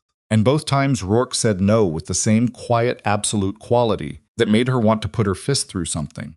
On the Thursday it came to a head. She found him in the stable after supper, checking on the horses. The 2 he owned, a bay gelding named Cutter and a gray mare the children called Pearl, were both in the end stall, and he was standing with his hand on Pearl's neck, not doing anything, just standing there. She came in and closed the stable door against the cold. "I want to talk about the debt," she said. "We've talked about it," he said without turning. "Talked around it." "That's not the same." He turned. His face in the stable lantern light was tired in a way that had nothing to do with the hour. "Cordelia, he's going to take Pearl," she said, "and Cutter, and your wagon. And at the end of 60 days, your children will have nothing to ride and nowhere to sleep that isn't my bunkhouse, which is mine and not yours, and that will bother you more than any of the rest of it." She crossed her arms. "I know it will. Because I know you." He was quiet. "Let me pay it," she said. "Let me pay it as a loan. Proper terms. Written down. Interest if you want interest. Repayment schedule. All of it legal and documented. Not charity. A loan between..." She stopped. "Between 2 people who have reason to trust each other." Rourke looked at her for a long moment. "You've spent so many years," he said finally, "solving things with money that you don't always see when the money is the problem." She felt that land. Meaning what? Meaning that what Sutter is doing, buying my debt, putting pressure on you through me, it works if you pay it. Not because it proves anything about me, but because every time you spend money to fix something that has to do with us, the line between your ranch and what's between us gets harder to see. He looked at the horses. "For you, for the town, for me." He paused. "And I need to be able to see that line clearly. I need to know that what I feel when I look at you has nothing to do with what you own." Cordelia stared at him. "You think paying a debt would confuse that?" "I think it would confuse it for me," he said plainly. "And I'm enough of a mess right now without adding that." Something about the plainness of it, the complete absence of performance in it, made her angrier than a more polished argument would have. "You are," she said, with measured precision, "the most infuriating man I have ever had a conversation with. Fair. It is not a compliment, I know. You're choosing to lose horses over a point of pride." "It's not pride," he said, and his voice sharpened for the first time. "I know the difference between pride and self-respect. Pride is when you won't take help because it makes you look weak. Self-respect is when you won't take help because you know what taking it will cost you in here." He put a hand flat against his chest, a gesture she'd never seen from him, uncharacteristic and therefore completely convincing. "I have 4 children who are watching everything I do. Everything. And what I do becomes what they think is normal. What they think they deserve. How they decide to live." He looked at her directly. "I will not let them watch me, let someone else carry my weight because it's convenient. I will not teach them that." Cordelia was silent. The stable was cold despite the heat of the horses, and outside the wind had picked up, moving against the roof. "Then what do you want me to do?" she said finally. "Watch it happen?" "I want you to trust me to figure it out," he said. "I want you to believe that I'm capable of handling my own problems.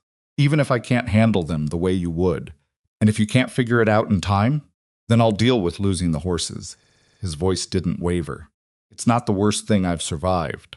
Cordelia looked at him, really looked. The way she sometimes let herself when she thought he wasn't watching, taking in the whole of him, the exhaustion and the stubbornness, and the absolute unshakable quality of him, and felt something shift in her chest. Not softening, not agreement, something more complicated. The recognition that he was both wrong about this and entirely, completely, fundamentally himself about it, and that those two things could coexist in a person without one canceling the other. Rourke, she said, yeah. I disagree with you, she said. I want that on the record. I think you're being stubborn to a degree that is not serving your children. Noted. But I'll wait, she said. I'll give you until the 55th day. And if you haven't solved it by then, we're having this argument again and I'm winning it. He looked at her. 55th. 5 days before the deadline. Enough time to still move. A long pause. All right. Turn to leave, Cordelia. His voice behind her.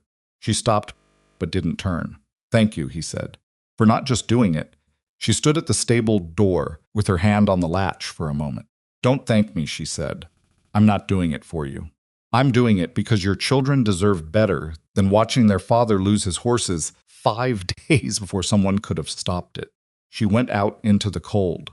Behind her, she heard him lean against the stall, heard Pearl shift, heard the particular quiet of a man alone, with animals and a problem, and the knowledge that someone was willing to wait for him even when they thought he was wrong. The blizzard came on a Wednesday. Not unexpected, the sky had been building toward it for 2 days, that specific yellow-gray quality that old ranchers recognized and younger ones learned to fear. Cordelia had spent Monday and Tuesday moving cattle, checking the windbreak Rourke had reinforced, laying in extra feed at the lower barn. By Tuesday night, everything was as prepared as it could be. What she hadn't anticipated was that Rourke would choose Tuesday afternoon the afternoon before the storm, when he should have been preparing to take the children into Dry Creek for what he called errands. She found out from Denton at supper. Halden took the wagon into town, Denton said, with the neutrality of someone reporting a fact, without offering an opinion about it. Today, Cordelia said. About 2 this afternoon. She looked at the window. The sky was the color of old tin. How long does it take to get back from Dry Creek? She asked, already knowing the answer. Good conditions, hour and a half. Denton looked at his plate. Storm coming in from the northwest. I know where it's coming from. They should have been back by 4 if they're coming straight back. It was 6:30. Cordelia put down her fork. She went to Denton's second in command, a hand named Bert, and asked him when Rourke was due back. Bert didn't know. She went to the bunkhouse and asked Garrett, who had spoken to Rourke before he left. Garrett said Rourke had mentioned stopping at the feed merchant and the post office, both on the east side of town, and that he'd seemed to expect to be back by 5 at the latest. By 7, the wind had shifted, and the first snow was coming in horizontally. Cordelia stood in the yard for 30 seconds, making a decision. Then she went to the stable, saddled Soldier, and rode toward Dry Creek.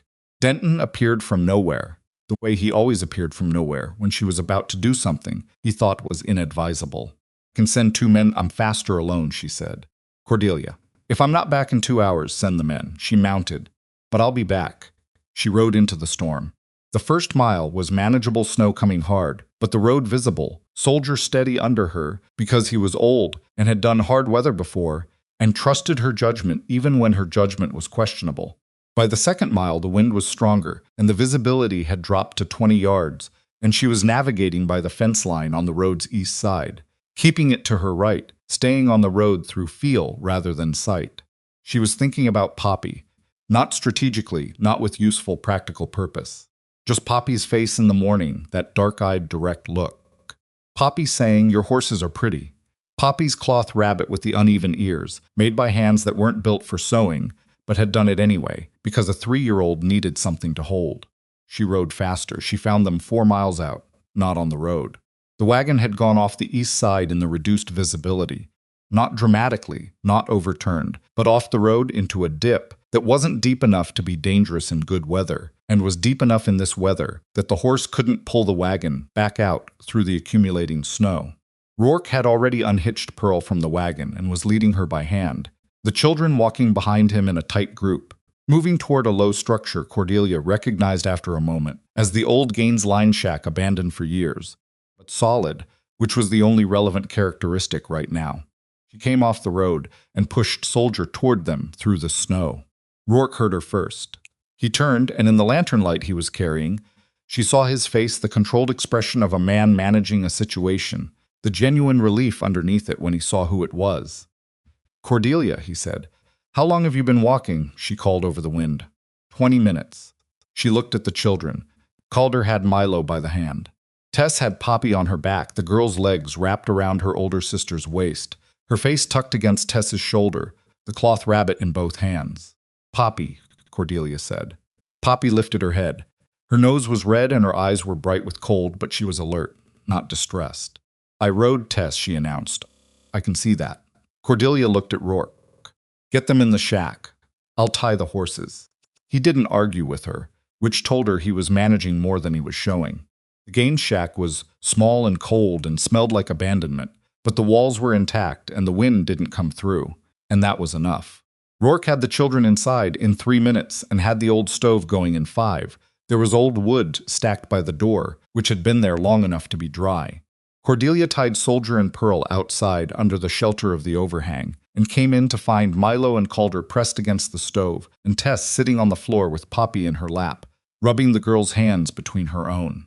Rourke was pulling a blanket from the pack on Pearl's saddle, the horse's blanket, she realized. He had taken the horse blanket. He wrapped it around Poppy. Cordelia looked at him. He caught her looking. She was the coldest, he said, simply, without anything extra. Of course he had. Of course the blanket went to Poppy first, and he would stand without one for the next 2 hours without mentioning it, because that was the arithmetic of this man, his children subtracted from his own comfort, with no remainder and no complaint. Cordelia took her own coat off. Rourke started. "Put it on," she said. "I'm fine. You're not fine. You've been in that wind for 20 minutes with no blanket. Put the coat on. I have Soldier's blanket. I just brought it in." She held the coat out. "Don't argue with me about this. I'm not in the mood." He looked at her for a moment. Then he took the coat. He put it on, and it was too short in the arms. She was not a small woman, but he was taller, and the sight of him standing there in her coat with his wrists showing below the cuffs was so unexpectedly domestic, so completely at odds with his usual contained dignity, that she almost said something. She didn't. She took Soldier's saddle blanket and wrapped it around her own shoulders and went to check on the stove. And Milo immediately pressed himself against her side for warmth, which she allowed, and after a moment, Poppy crawled from Tess's lap across the floor and wedged herself between Cordelia and the stove. Rourke sat against the opposite wall with Calder beside him, and Tess settled between them, and for a while nobody said anything, because the wind was too loud and the stove was too new to have put any real heat in the room yet. Then Milo said, "I told Calder we should have left earlier." "You said no such thing," Calder said. "I thought it loudly. That doesn't count." "It should."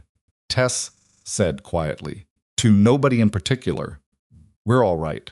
And she was right, and they all knew it, but the saying of it settled something in the room anyway. Cordelia looked across the stove at Rourke. He was watching her with an expression she had no precedent for, not the controlled steadiness she was used to, not the careful management of what showed on his face. Something more open than that. Something that had the particular quality of a person who has just watched something almost go wrong and is sitting very still on the other side of it, aware of the distance between what happened and what could have happened. "I'm sorry," he said. It wasn't loud just across the small room, just for her. "For what part?" she said. "For the timing. The storm came faster then." "You didn't predict a blizzard, Rourke. Nobody predicted it would move that fast." "I should have left town earlier." "Yes," she said. "You should have." He nodded. He accepted that without defense. "The wagon salvageable?" she asked. "In the morning, when the wind drops." She nodded. Poppy, between them, had fallen asleep against Cordelia's side with the complete lack of ceremony of a child who trusts entirely that where she has fallen asleep is a safe place to be. Cordelia looked at her, at the cloth rabbit held tight in sleeping hands, at the uneven ears worn soft from years of being held. She thought of what Rourke had said months ago at the stable, what he'd said about teaching his children what was normal, what they deserved, how they decided to live. She thought about her own childhood, this ranch, her father, the years after he was gone, the long education in self-reliance that had ended with a house too big and too quiet, and a woman who had forgotten how to want things. She thought about the word permanent, and all the shapes it had. "Rourke," she said, "yeah." She kept her voice low enough not to wake Poppy. "When we get back to Ironwood," she said, "I want to talk about the marsh cottage." He was quiet. "Not as charity," she said, "as a practical arrangement. You're not a seasonal worker anymore. That's not where you should be sleeping." She paused. "And neither should they." Another silence. The terms he started. "We'll work out terms," she said. "Written down. Properly. Whatever makes it comfortable for you." He looked at her across the sleeping child between them, in the cold shack with the wind outside and the fire just starting to make a difference, wearing her coat with his wrists showing. "You're not going to give up on this," he said. "No," she said. "I'm not." He was quiet for a moment. Then, so quietly that only the small room and the closed walls made it audible, "I don't want to give it up either." Cordelia looked at him. He held her gaze, and what was in his eyes in that moment was not the careful, controlled quality of a man managing himself. It was the real thing, the thing that had been building since October, in all its specific, inconvenient, completely unplanned weight. "I know that," she said. "Does it change anything?" he asked. She thought about the debt, the cottage, the saddlebags he'd packed and then unpacked, the way he'd said her name, without the formal prefix, the first time, at the bunkhouse table. "It changes the shape of what I'm willing to be patient about," she said. Stove popped. Milo shifted in his sleep. Calder, against the opposite wall, had dropped off too, his head against his father's shoulder, still wearing the expression of a boy who takes things seriously.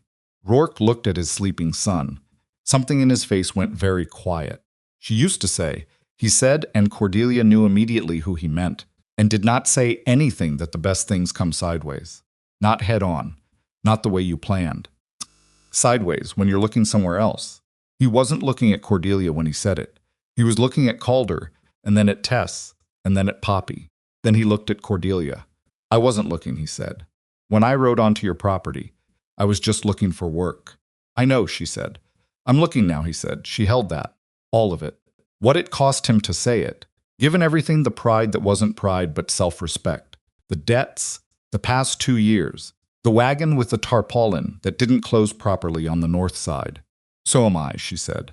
Outside, the blizzard pressed against the shack walls with everything it had. Inside, the stove found its temperature, and the room began slowly to warm. In the morning, the storm had passed the way Wyoming storms pass completely. The sky afterward a blue so clear it looked painted. The snow on the ground blinding white in the early sun.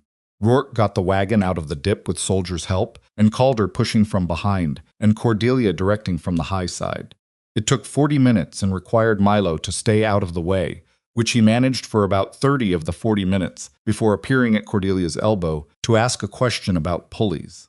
She answered it, because she knew the answer, and because Milo was going to ask regardless. They made Ironwood by mid-morning. Denton was in the yard. He looked at them at Rourke's wagon, at Cordelia on Soldier, at the 5 of them, coming back through the gate together, and his expression was the careful neutral of a man who has an opinion, and has decided not to share it. He helped with the horses. Cordelia went to the main house and changed, and came back out to find Rourke with a mug of hot coffee from the bunkhouse, standing in the yard with the same posture, as always straight, contained, looking at the pastures. She stopped beside him. They stood for a moment in the cold, bright morning. "Cottage," she said. "I heard you," he said. "And?" He wrapped both hands around the mug, looked at the horizon. "Move us in by the weekend," he said. Cordelia looked at the pasture. At the long white sweep of Ironwood in January, the way it looked when the snow was new, and the fences held, and the cattle were where they were supposed to be. "I'll have Denton get the stove working today," she said. Rourke nodded, and that was all. No ceremony, no declaration, no moment designed for remembering. Just 2 people, standing in a yard, after a hard night, deciding something together. The way people decide things when they have stopped pretending they are separate problems with separate solutions. Poppy ran past them both with the cloth rabbit in one hand and her boots already unlaced, heading for the main house kitchen with the certainty of someone who knew where the warmth was. Rourke called after her, "Boots." Later, Poppy called back, without slowing. He looked at Cordelia. She looked at him. And despite everything, the debt, the storm, the 55th day still coming, Bramwell Sutter still out there patient and waiting. She felt the particular solidity of a thing that had decided to become real, regardless of whether either of them had been entirely ready for it. Rourke almost smiled. "She's going to be a problem," he said. "She already is," Cordelia said, and went inside to start the stove. The marsh cottage smelled like dust and cold for the first 2 days, and then it smelled like wood smoke, and the particular combination of 4 children and 1 man that Cordelia had come to recognize without meaning to pine resin and leather, and something indefinably alive, that the bunkhouse had never quite managed to produce. She did not go inside the cottage without being asked. That was the line she drew for herself, because lines were how she managed things that didn't otherwise have edges. Cottage was theirs. She had said so, and she meant it, and the meaning of it required her to treat its threshold as belonging to someone other than herself. But she heard them through the kitchen window, on their first morning there, Poppy laughing at something, Milo's voice rising with some new question about how the stove worked, Tess playing 4 measures of something on the small practice board she'd constructed from a piece of flat wood, with the keys drawn in charcoal, running her fingers over the marks the way you ran, fingers over a map to remember a road, and Rourke's voice underneath all of it, low and even, answering Milo's question with the patient specificity of a man who understood that a child's question deserved a real answer. Cordelia stood at her kitchen window with her coffee and listened and told herself she was not listening. Denton came in and looked at her. "Fence line needs checking," he said. "I know it does," she said, and went to check it. The 55th day arrived on a Tuesday in February. Cordelia had been watching the calendar with the specific awareness of someone waiting for a deadline that matters to another person more than it does to them. She had said 55th day, and she had meant it as a mercy 5 days before Sutter's lawyers moved, enough time to still stop the loss if Rourke's solution hadn't materialized. It hadn't materialized. She knew this because Calder had told her, not directly, but in the way he told her things indirectly, through the accounts. He had been working in her office every morning for 2 months now, and he had gotten comfortable enough to think out loud while he worked, which was something Cordelia had learned to listen to carefully. The back wage letters came back, Calder said on a Monday, without looking up from the ledger. 2 of them. What did they say? One ranch closed like Pa thought. Nothing there. He turned a page. The other one says they'll pay what's owed, but it won't come until spring when they settle their accounts. Spring. That was 4 months away. How much? $230. Cordelia did the arithmetic. $1,140 total. $230 in spring. That left $910 and 48 hours on the clock. She went back to her own accounts. That evening she found Rourke at the corral fence, watching Cutter and Pearl in the last of the February light.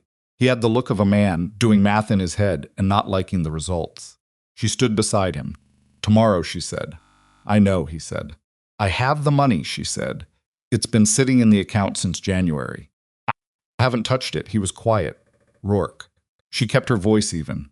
"I have thought about everything you said in the stable. About ownership. About what it would look like to the town.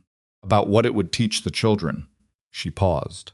"And I've decided that those are real concerns, and I'm not dismissing them. But losing Pearl and Cutter is also real.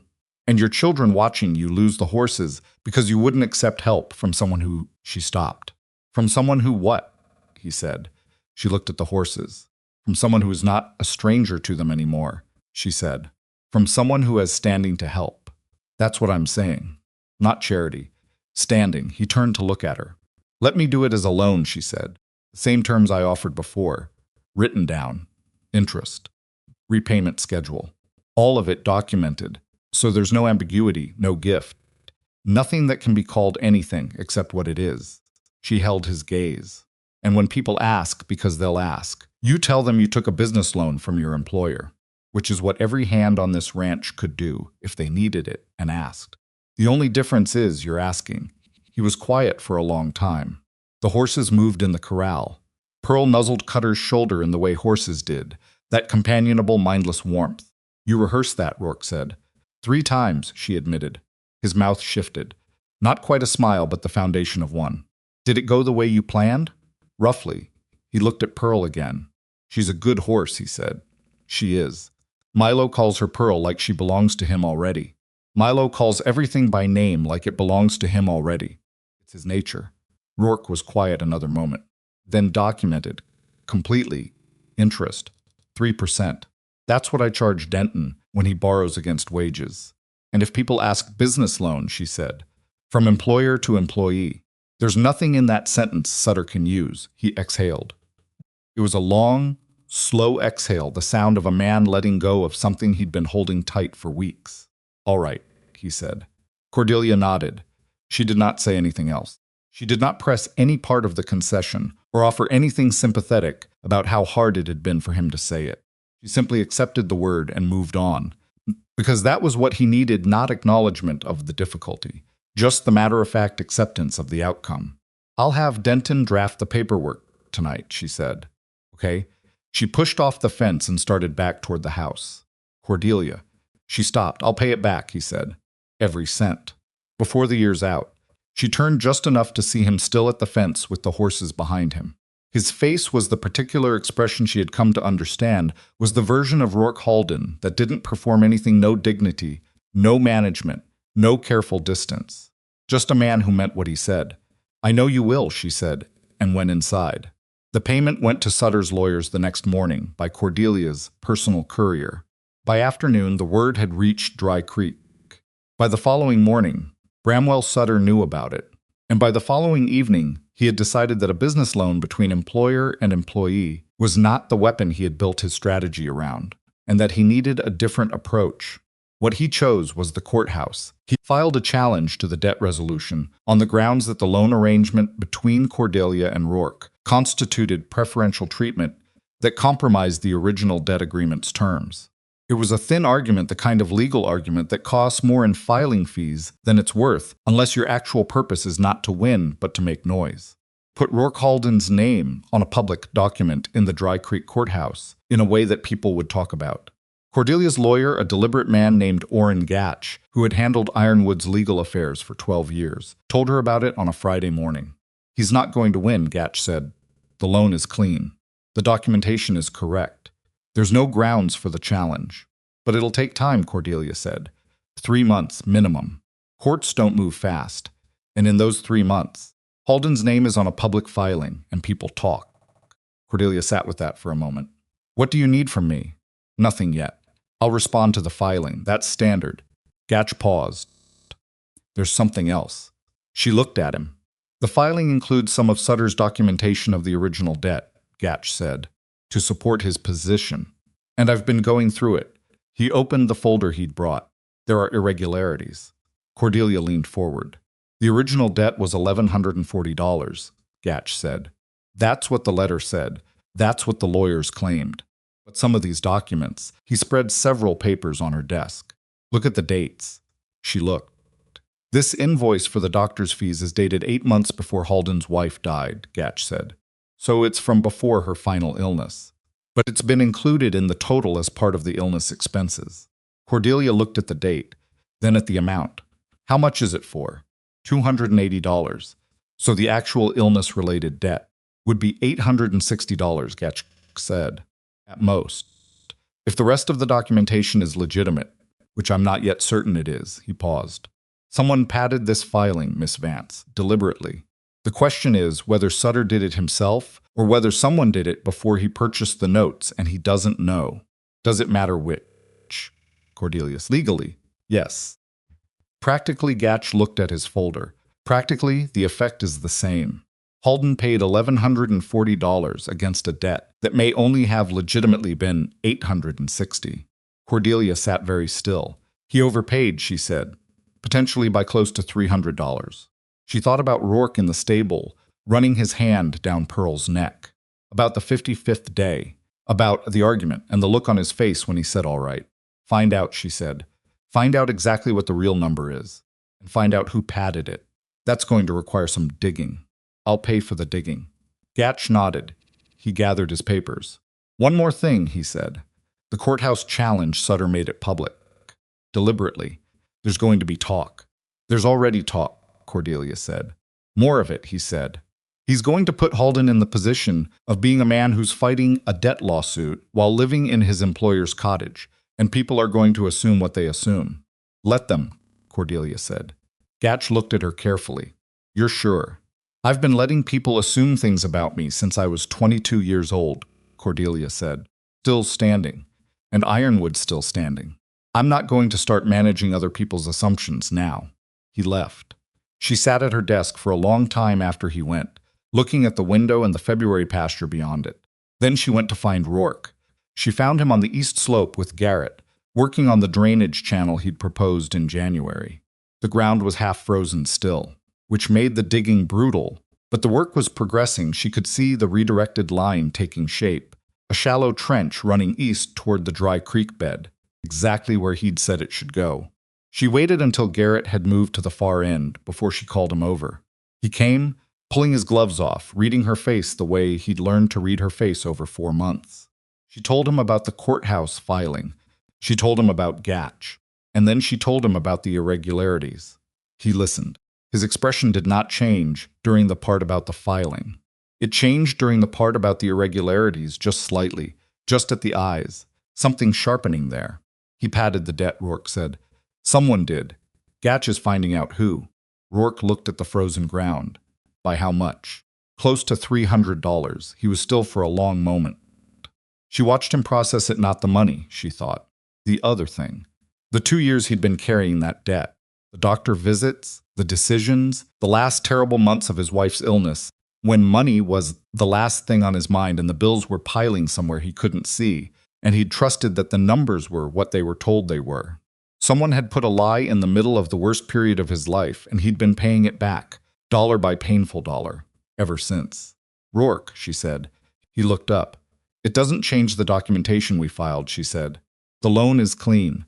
Whatever the original debt was, we paid it, and the resolution stands. Gatch is going to handle the courthouse challenge. She paused. But if the numbers were falsified, there may be a legal remedy. You may be owed money back. From who? From whoever padded the filing. Potentially from Sutter, if he was involved. He looked at her for a moment. If he wasn't? If he just bought notes that were already dirty? Then from whoever sold them to him that way. He was quiet. Does it matter to you? She asked. Whether it was Sutter or someone else. He considered this with the honesty she'd come to expect from him. I don't know yet, he said. I'll know when I know who. She nodded. Gatch will have more in a few weeks. She started to turn back toward the house, and then stopped, because she thought of something she should have thought of first. Children, she said. Does Calder know about the original debt amount? He knows the number we paid. He works in my accounts, she said carefully. He may come across some of the documentation as we work through this. She met his eyes. I want you to decide how you want to handle that. It's your business, not mine to tell him. Rourke looked at her for a moment, that particular look that was his version of gratitude, which never came with words, but was completely readable if you'd spent enough time learning his face. Tell him, he said. Better he hears it from me. Agreed. She went back to the house. Behind her she heard Garrett call something, and Rourke answer, and then the sound of the digging resuming steady, methodical, the work continuing exactly as it had before, because Rourke Halden did not stop working because the world had complications in it. Calder found the irregularity himself. This was the thing nobody planned. It happened on a Wednesday morning 3 weeks after Gatch had started digging, and it happened the way Calder did most things quietly, systematically, without announcing what he was doing until he had finished doing it. He had been helping Cordelia reconcile the winter feed accounts, which required cross-referencing several sets of figures against delivery records. And somewhere in that process, he had picked up a folder of Gatch's preliminary documentation that had been left on the corner of the desk and had started reading it the way he read everything carefully, with full attention, tracking each number against the others. He came to Cordelia's study doorway at 10 in the morning with the folder in his hand and his face doing the particular thing it did when he had found something wrong in a column and was deciding how to say it. Miss Vance, he said. She looked up. He set the folder on her desk and opened it to a specific page. This invoice, he said, pointing. The date is wrong. I know, she said. Gatch identified it. He turned 3 more pages. These 2 as well, he said. And this one, it's not just the date. The amount's wrong too. He looked at her. This charge here. He put his finger on a line. $80 for surgical supplies. But the doctor who treated my mother, his name is in the original record here. He's a general physician in Rawlins. He doesn't do surgery. He never did surgery. His voice was steady, 14-year-old steady, which meant it was costing him something. Someone wrote in a surgical charge from a doctor who doesn't perform surgery. Cordelia sat back in her chair. Calder, she said carefully. Have you spoken to your father about this? Not yet. He was still looking at the documents. I wanted to make sure first, before I said it. He looked up. Sure. She held his gaze. He was taller than he'd been in October. That was just time. That was just 13 becoming 14. But there was something in his face now that hadn't been there when he'd arrived. Not harder. Exactly. More settled.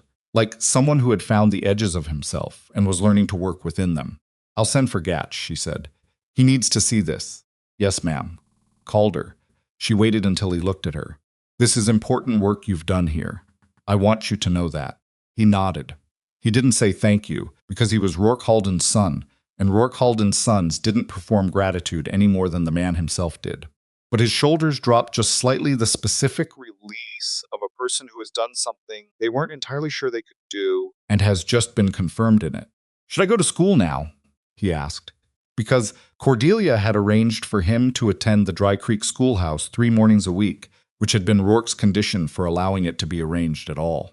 No free lunch, no preferential treatment, just a seat in a classroom like every other child. Yes, she said. Go to school. He went. She sat with the folder and looked at the numbers Calder had marked, and felt something move through her that she recognized as pride, which was not a thing she generally felt about people who weren't her own, and which was therefore somewhat inconvenient. She sent for Gatch. The Dry Creek courthouse filing became a problem for Bramwell Sutter 6 weeks after he'd made it. Gatch was thorough. He was also, and this was the quality Cordelia valued most in a lawyer, not interested in being the most interesting person in the room. He did not dramatize. He found the facts, documented them, and presented them with the particular flatness that made them more convincing, not less. The findings were clear. 3 separate charges in Rourke Halden's original debt documentation had been falsified. 1 by date, 2 by amount, 1 by provider. The total falsified amount was $290. The falsifications were not Sutter's work. They predated his purchase of the notes by several months and originated with one of the original creditors, a medical supply firm in Cheyenne that had apparently been inflating invoices on several accounts simultaneously and had hoped that grieving families with no means to hire lawyers would not look closely. Sutter had purchased the notes in apparent good faith. This meant he was not directly culpable for the fraud. It also meant that his entire courthouse challenge, built on the claim that the debt was legitimate and the resolution improper, had been constructed on falsified documents. Court voided the challenge. The Cheyenne medical supply firm faced its own investigation, and Rourke Halden was legally owed $290 that he had paid against a debt he did not legitimately owe. The ruling came on a Thursday. Cordelia was in town when it came through, at Gatch's office, because she had an appointment about an unrelated land matter. Rourke was not there. He was at Ironwood, running the east section drainage work with 3 hands. She heard the ruling from Gatch, thanked him with the usual efficiency, and rode back to the ranch. She found Rourke at the corral. She told him. He listened, standing with his elbows on the fence rail, and when she finished, he was quiet for a moment. Court ruling, he said. It's public record. Yes. So every person who went to that courthouse and read Sutter's filing can now go back and read the court's decision voiding it. She looked at him. Yes. He nodded slowly. The $290. Gatch will handle collecting it from the medical firm. It may take time. They're not going to be quick about it. I don't need it quick, he said. I just need it to be real. She understood that. The money wasn't the point. What was real was the truth that the number he'd been carrying, the number that had followed him from Rawlins to Ironwood and put his horses in jeopardy and put him in a bunkhouse and then a cottage, asking nothing from anyone, that number had been a lie. Not entirely his to carry. Rourke, she said. There's something else. He looked at her. Sutter lost the challenge, she said. And the story that's going to circulate in Dry Creek now is not the story he intended. It's the story about a man whose debt was inflated by fraud and who paid it anyway, and whose employer stood behind him while a well-resourced cattle baron tried to use that debt as a weapon. She paused. That's the story. That's what people are going to tell each other. He was quiet. The town is going to have an opinion about this, she said. going to take sides. Some of them will take Sutter's. He's got influence. And people don't like losing a story they already believed. But some of them won't, he said. No, some of them won't. He turned to look at the ranch, the pasture, the barn, the cottage 40 yards from the main house with smoke coming from its chimney because Tess had gotten the stove going before the afternoon got cold. I didn't want any of this to be about your ranch, he said. From the beginning. I didn't want anyone to have a reason to look at what I feel about you and ask what I was getting from it. I know, she said. People are still going to ask. People are always going to ask, she said. There is no version of this where people don't ask. You could leave right now, and people would ask. She looked at him directly. Question is whether you're going to let the asking change the answer. He held her gaze. Are you, she said, a long pause. The wind moved across the pasture, carrying the cold of the high country down through the valley. No, he said. Good, she said. Neither am I. The town divided, as she'd predicted. Not dramatically, Dry Creek was not a dramatic town by nature. It divided the way small towns divided, through the gradual weight of repeated conversations in stores and at the feed merchant and over fences between neighboring properties. The people who had believed Sutter's version of events, because it was coherent and because he was rich, and rich men's versions of events had a kind of gravitational pull. Some of those people reconsidered. Some of them didn't. Bramwell Sutter did not disappear. Cordelia had not expected him to. He was not the kind of man who disappeared because he'd lost a courthouse filing. He was patient, and he had resources. And he had the particular stubbornness of a man who had decided that what he wanted was his by right of wanting it long enough. But he was quieter than he'd been, and quieter was a form of retreat, even if he'd never call it that. What changed more visibly was the town's treatment of Rourke. It wasn't a sudden shift. It was the gradual thing the way Garrett started, including Rourke in conversations at the feed merchant, without explanation.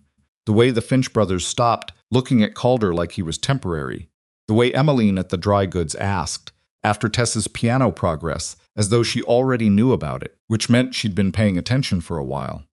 Rourke noticed without remarking on it, which was his way of handling most things. Cordelia noticed him noticing.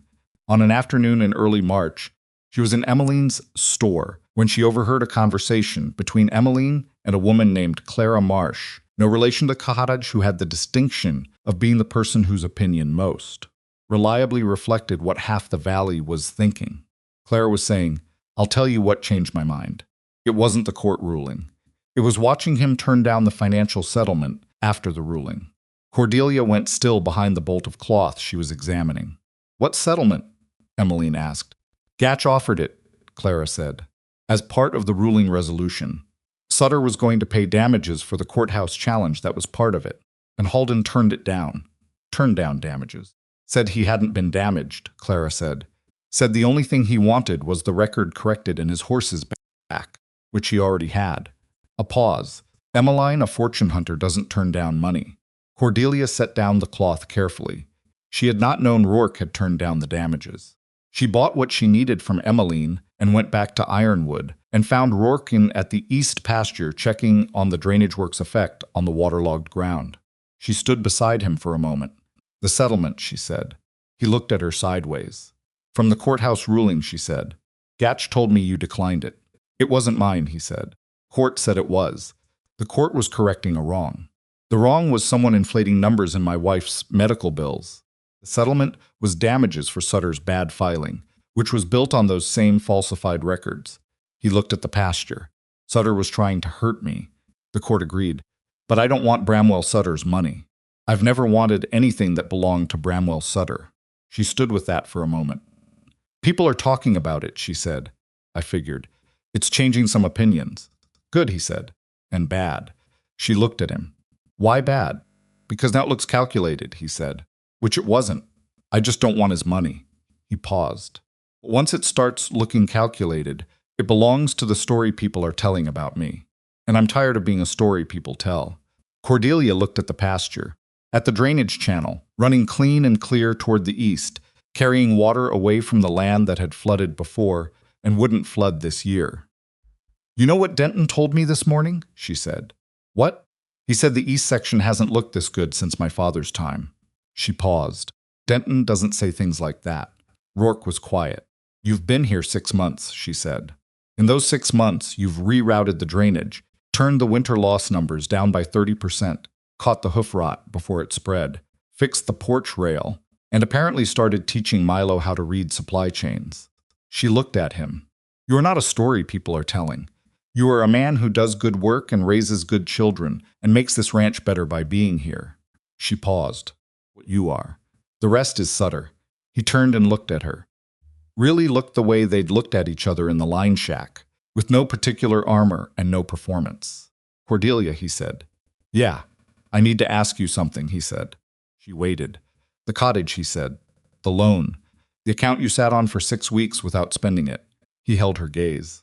What are we doing here? She looked at him for a long moment. You know what we're doing, she said. I want to hear you say it.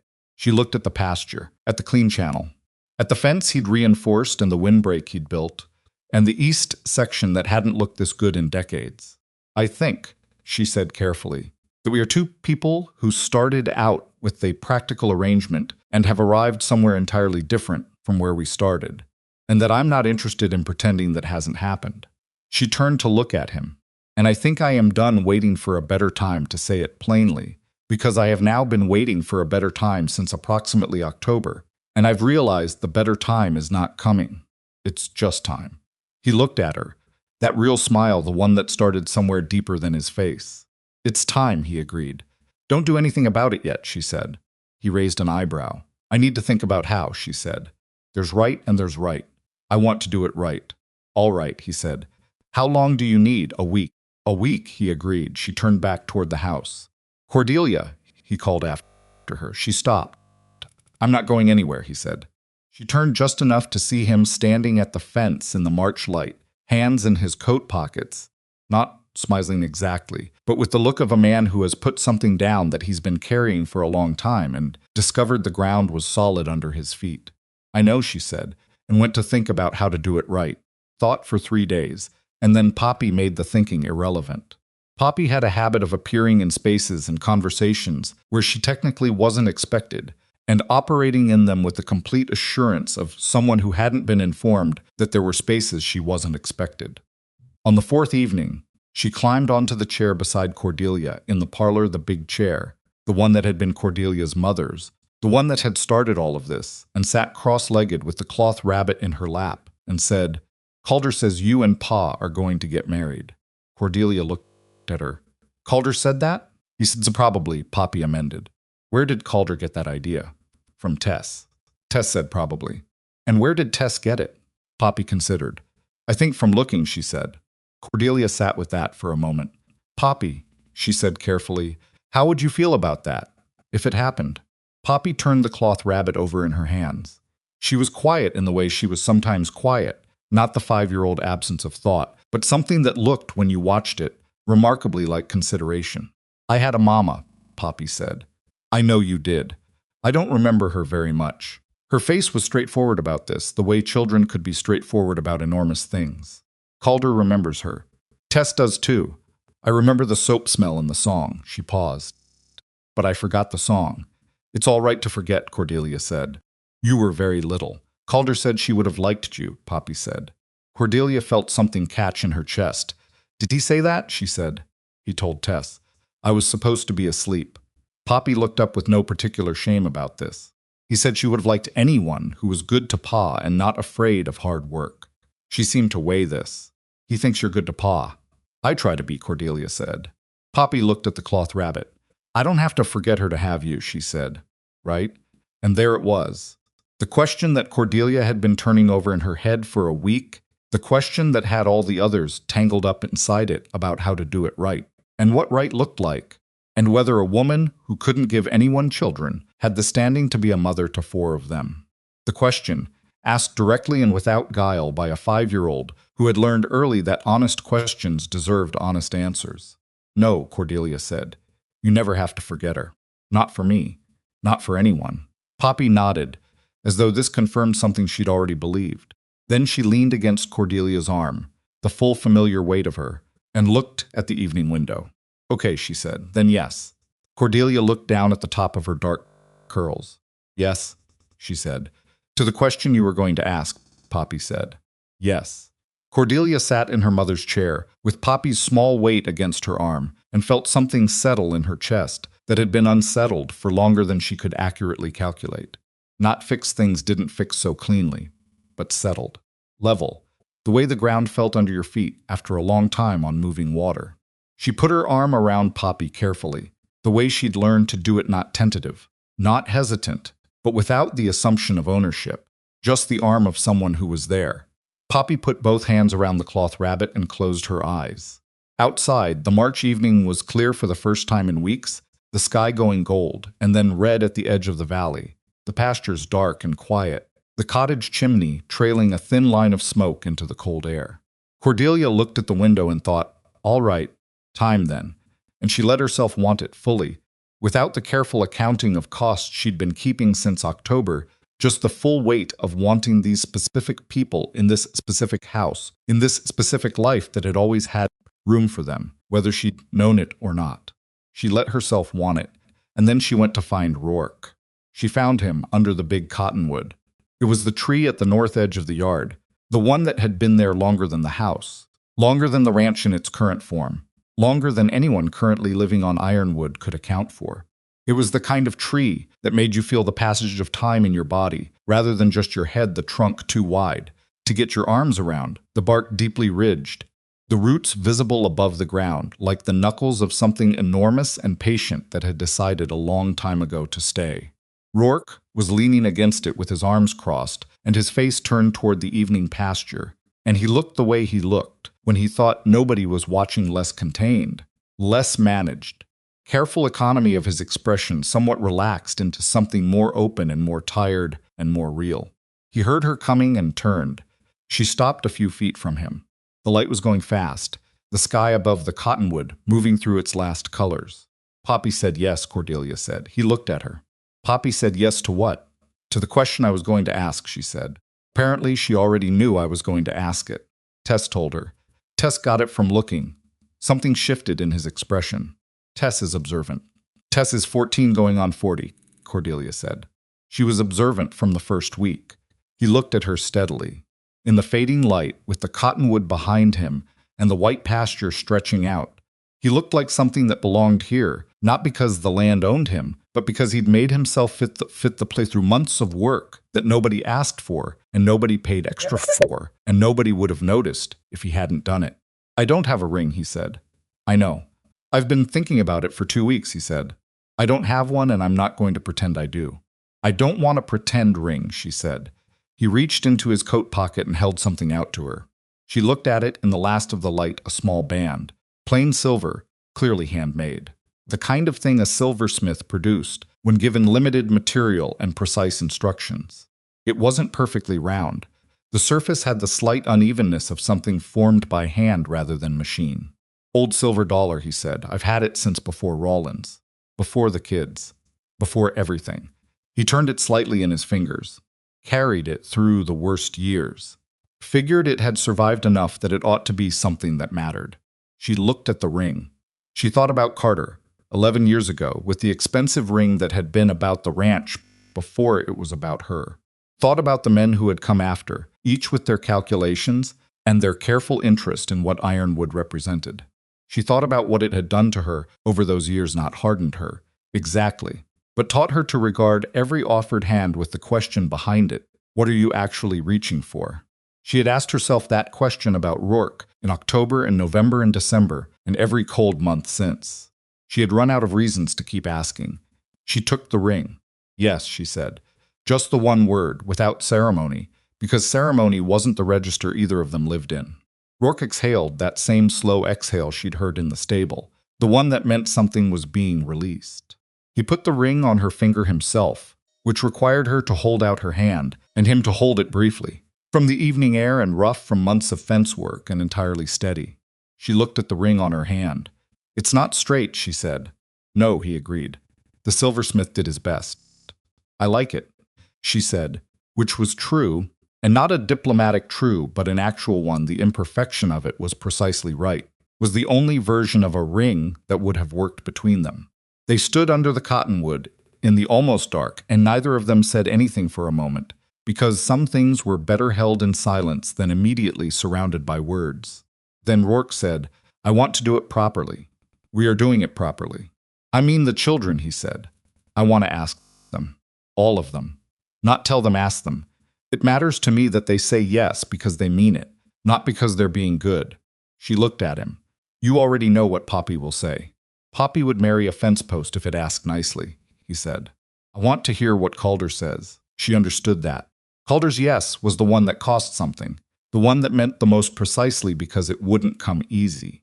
Tomorrow morning, she said, after breakfast. All four of them. All four of them, he agreed. The conversation the next morning was not what she expected, which in retrospect she should have expected, because nothing with these children went quite the way you planned it. She and Rourke sat across the kitchen table from all four of them, Calder at 14 with his careful face, Tess at 11 with her watchful dark eyes, Milo at 8, who had already been told by Poppy what this was about and was visibly working to contain his enthusiasm with limited success, and Poppy herself, who was holding the cloth rabbit and looking at Cordelia with the expression of someone who already knew the outcome and was simply waiting for the adults to catch up. Rourke told them plainly that he had asked Cordelia to marry him. She had said yes. That nothing was decided until they had all had their say, and that he meant that not as a formality, not as something he was saying because it sounded right, but as the actual truth of how this worked. Milo's hand went up immediately. Rourke looked at him. You don't have to raise your hand. Does this mean we get horses? Milo asked. Milo, Calder said. What? It's a real question. It's not the relevant question. It's relevant to me. Cordelia pressed her lips together. You already have horses, she said. Cutter and Pearl. Those are Pa's horses, Milo said. I mean our horses. Mine and Calder's and Tess's and Poppy's. We'll discuss horses, Rourke said firmly, after the actual conversation. Milo subsided, visibly still thinking about horses. Tess looked at Cordelia across the table for a long moment, the full attention of a girl who had been paying careful attention since October, who had watched every interaction and every small decision and every evening in the parlor and every morning in the barn, with the particular acuity of someone who has lost one home and is deciding very carefully whether to trust another. Do you want to? Tess asked. Not did she agree, not was she happy about it, do you want to? The real question. Yes, Cordelia said, I want to. Because of Pa, Tess said, or because of us. Or both. Both, Cordelia said. In the honest order, both together, so mixed up I can't separate them anymore. Tess nodded slowly. Something in her face released not all the way, because Tess was not a person who released things all the way quickly, but enough to see. Okay, Tess said. Poppy said, I already said yes. We know, Rourke said. I said it last night, Poppy added for completeness. We know, Poppy. Everyone looked at Calder. He was sitting with his hands flat on the table, looking at neither Cordelia nor Rourke, but at some middle point between them. His jaw was the same set as his father's jaw when Rourke was processing something and not ready to say it yet. The table was quiet. Calder, Rourke said, say what you're thinking. Calder looked up. He looked at Cordelia directly, with the full force of the gaze he'd inherited, the one that didn't flinch or soften. I used to think, he said, that rich people were always asking for something, even when it looked like giving. He paused. I thought you were like that, when we first came. That's reasonable, Cordelia said. I'd have thought the same. I watched you for a long time, he said. I watched how you talked to Pa, how you talked to us, how you handled the debt situation. He paused. You didn't have to do any of that the way you did it. You could have just paid it and made it about your money. You didn't. She held his gaze. My mother, he said, and something in his voice shifted, not breaking, just becoming more careful, more deliberate, the way a person gets when they're handling something precious and irreplaceable. She was good. She was the kind of person who made everything around her better just by being in it. He stopped. I'm not saying you're her. I'm not asking you to be her. I know, Cordelia said quietly. But she was good, he said. And I think he stopped again. Swallowed. I think she would have said you're the right kind of person. He looked at his father briefly. Pa, and for us. The kitchen was very quiet. Rourke's face had gone still in the way it went still when something hit him fully, and he needed a moment before he could trust his expression. Yes, Calder said, that's my answer. Yes. Cordelia sat across the table from 14-year-old Calder Halden who had walked into Ironwood in October with distrust in every line of him, and had just said, in his own careful language, something that cost more than almost anything she could think of, and she felt the full weight of it settle on her the way the real thing settled, not lightly, not easily, but with the particular solidity of something that was going to stay. "Thank you," she said. She meant it the way she rarely used that phrase entirely. Milo looked around the table at the adults, read the emotional temperature with the instinctive accuracy he always had, and decided that sufficient time had passed for the serious part. "About the horses," he said, "the wedding was small. This was by choice Cordelia's choice, and Rourke's choice together, arrived at separately and confirmed when they compared what each of them wanted, and found it was the same thing. No large gathering, no performance for the town's benefit, no arrangement that put them in the position of staging something for an audience that had spent 6 months forming opinions about them. Emmeline and her husband came. Gatch came, because he had been part of the story whether any of them planned it or not. Denton came, which nobody asked him to do, but which everyone understood was the right thing. Garrett came and stood in the back with his hat in his hands and said nothing, which was entirely Garrett. It was a Tuesday in April, and the cottonwood had just started to leaf out, and they stood under it the same tree, the same north edge of the yard, because it was the place where the ring had been offered, and the first yes had been said, and it seemed right to close that particular circle there. Milo stood next to Calder in his best shirt, and was still for approximately the first 4 minutes, and then began very quietly asking Calder something about the cottonwood's root system that Calder answered in a whisper without, taking his eyes off the front of the small gathering. Tess had flowers, not a formal arrangement, just what was growing near the east fence, held together with a piece of ribbon that matched nothing but had been chosen by Poppy, with complete conviction. Poppy stood beside Cordelia. She had asked to stand beside Cordelia, rather than beside her father, which Rourke had agreed to without discussion. When Cordelia had asked her why, Poppy had said, "Because Pa has Calder and Tess. You don't have anybody." Cordelia had stood with that for a moment. "I have you," she said. "That's why I'm standing there," Poppy said, with the circular logic of someone who found this entirely satisfactory. She stood beside Cordelia and held the cloth rabbit in her left hand and Cordelia's hand in her right, and she looked very serious about both responsibilities. The ceremony was brief. No elaborate language, nothing borrowed from traditions neither of them practiced. Rourke had written 2 sentences, and Cordelia had written 2 sentences, and they said them to each other in front of the people who had been part of this without planning to be. Rourke said, "I came here looking for work and found something I didn't know I was looking for. I don't have much to give you except what I am, and I'll spend whatever time I have making sure that's worth something."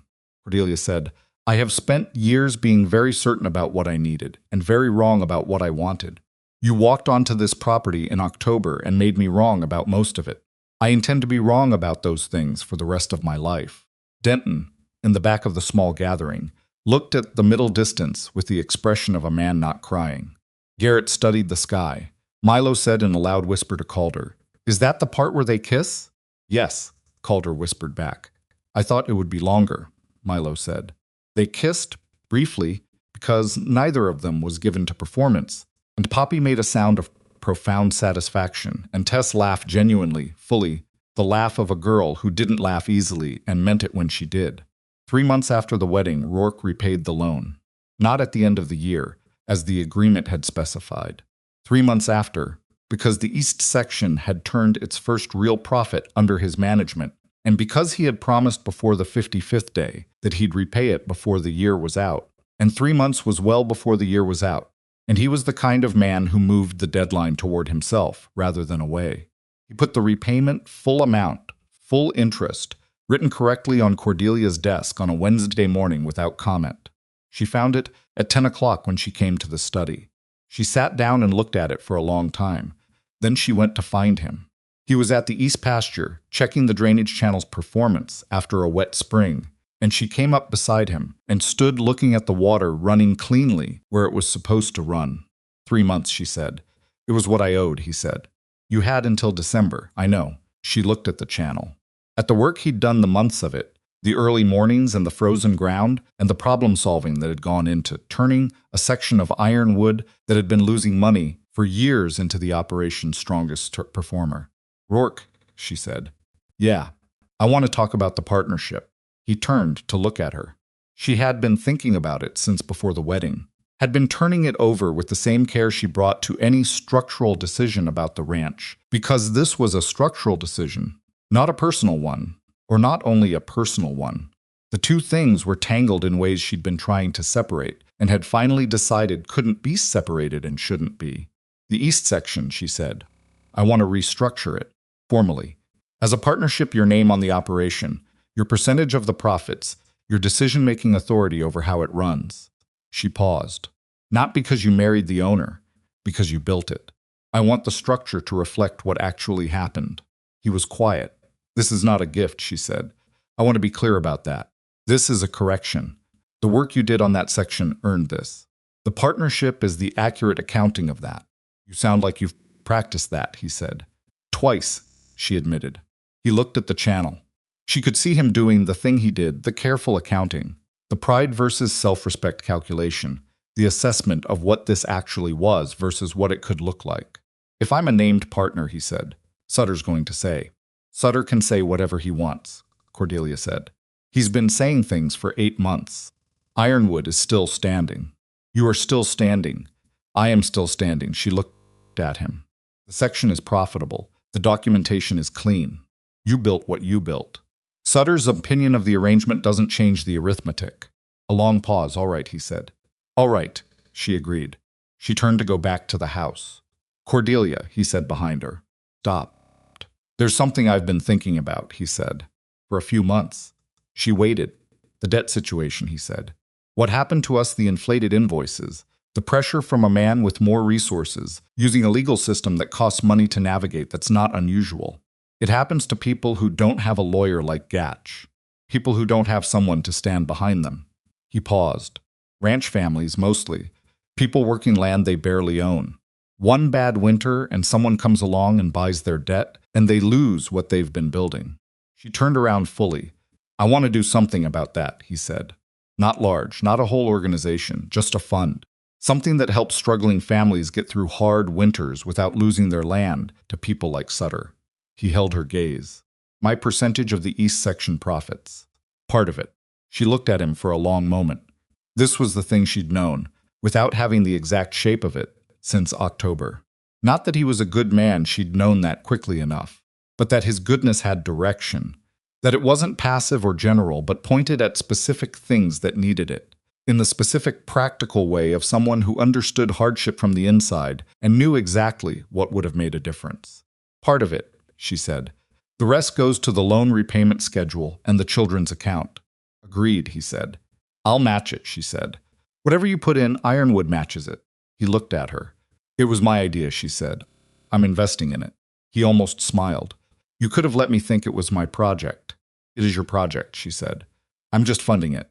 That's what partners do. The news about Bramwell Sutter's financial situation came out in the summer, and it came out the way these things come out in small territories, not all at once, but in pieces, each piece making the previous ones make more sense in retrospect. The investigation into the Cheyenne medical supply firm had pulled at a thread that turned out to be connected to several others.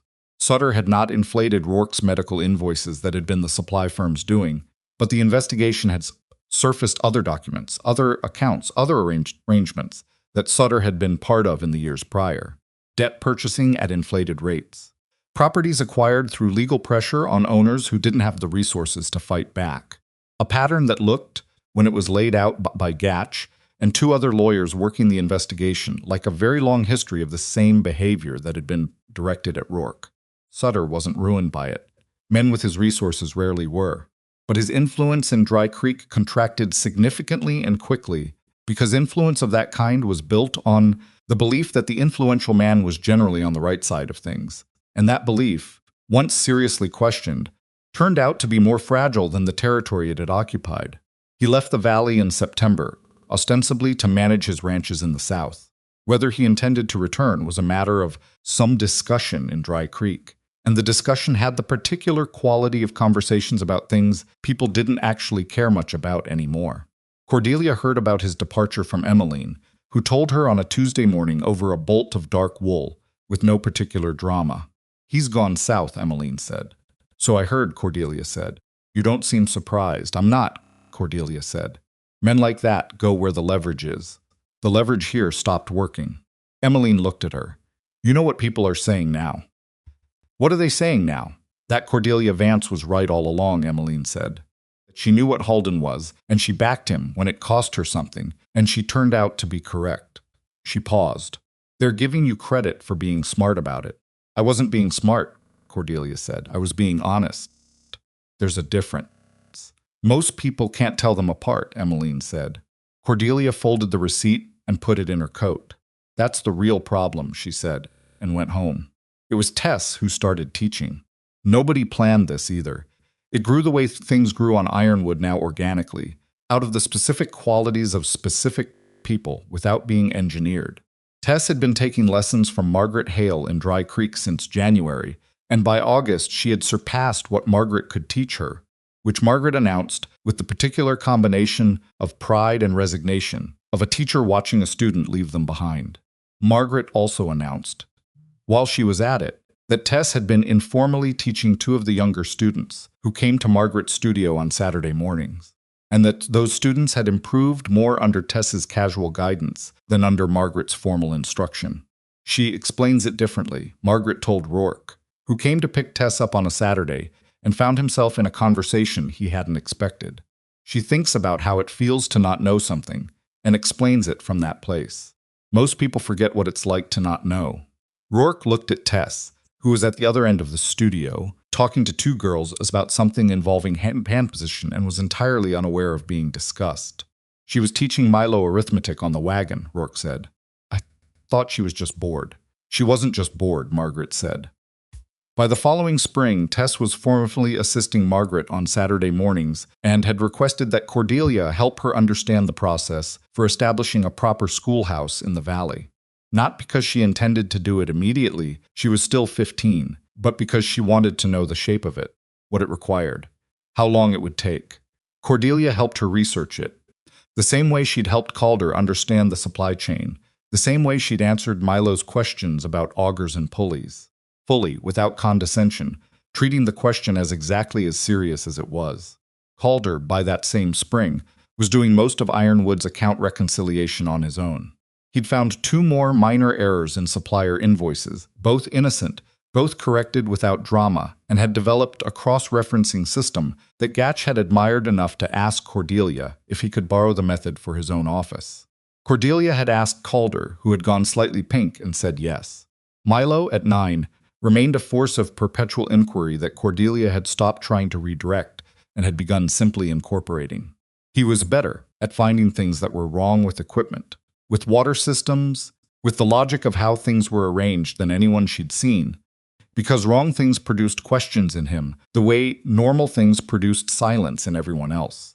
She had started telling Denton, if Milo asks why 3 times about the same thing, that means there's actually a problem.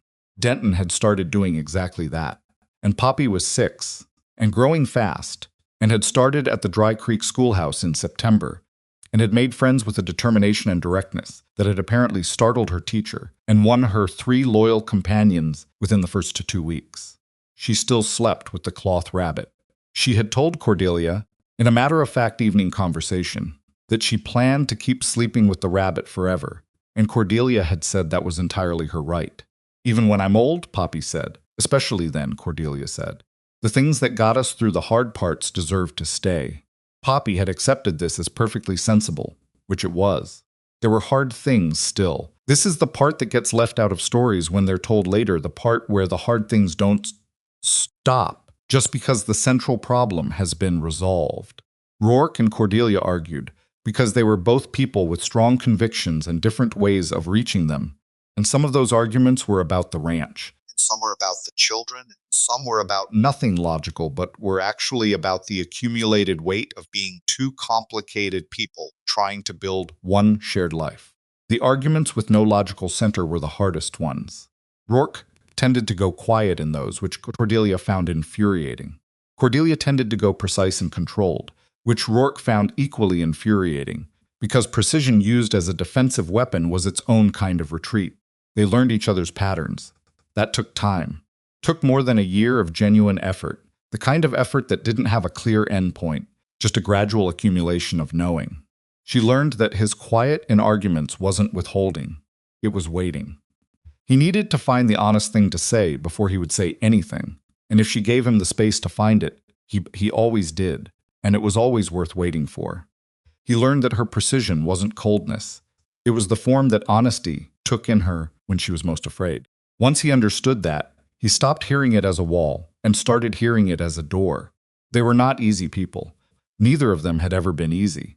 But there is a particular kind of relationship that works not because the people in it have the same character, but because they have the same commitments, the same belief that the truth is worth the trouble, that the other person deserves your honest self rather than the managed version, that the hard things are better said than held.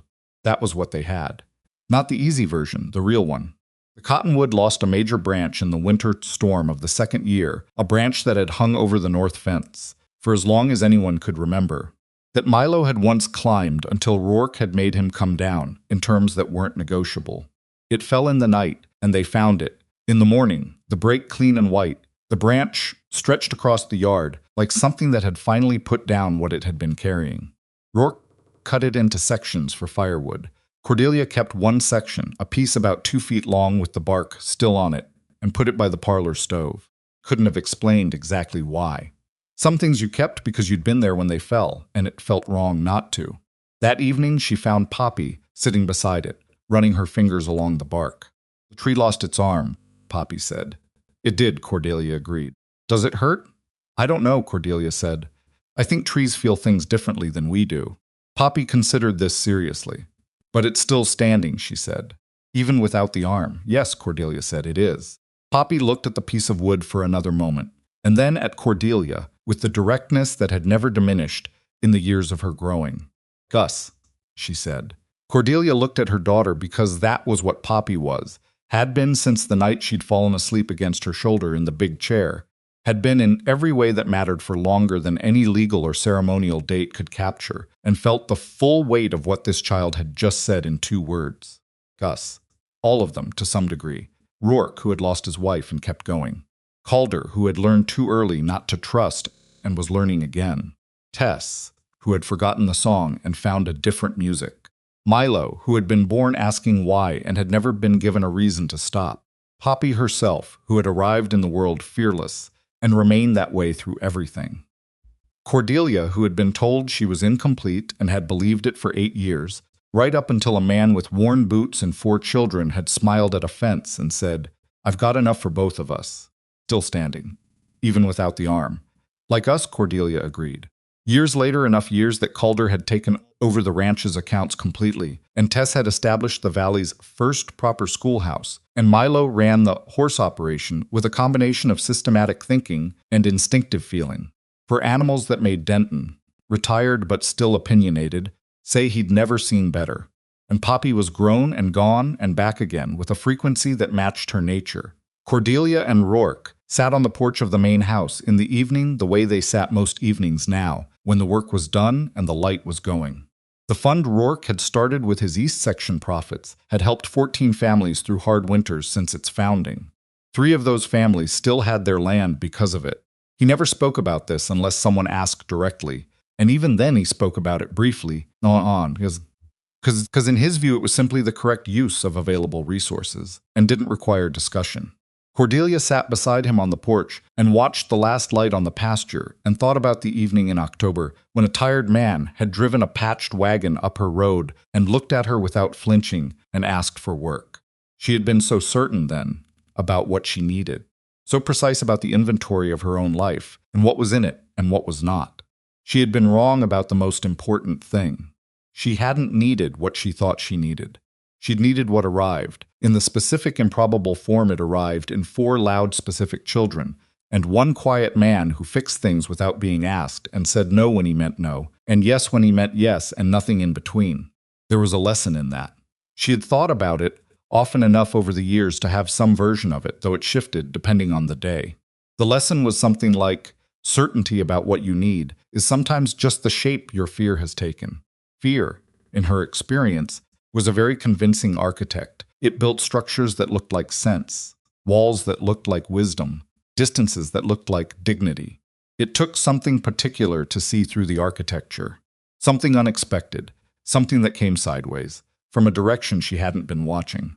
She had spent years building Ironwood into exactly what she wanted it to be, and she had been good at it, and it had been enough right up until the moment it hadn't been, and she hadn't even known. It wasn't until a 5-year-old fell asleep against her shoulder and she felt the shape of the empty space for the first time.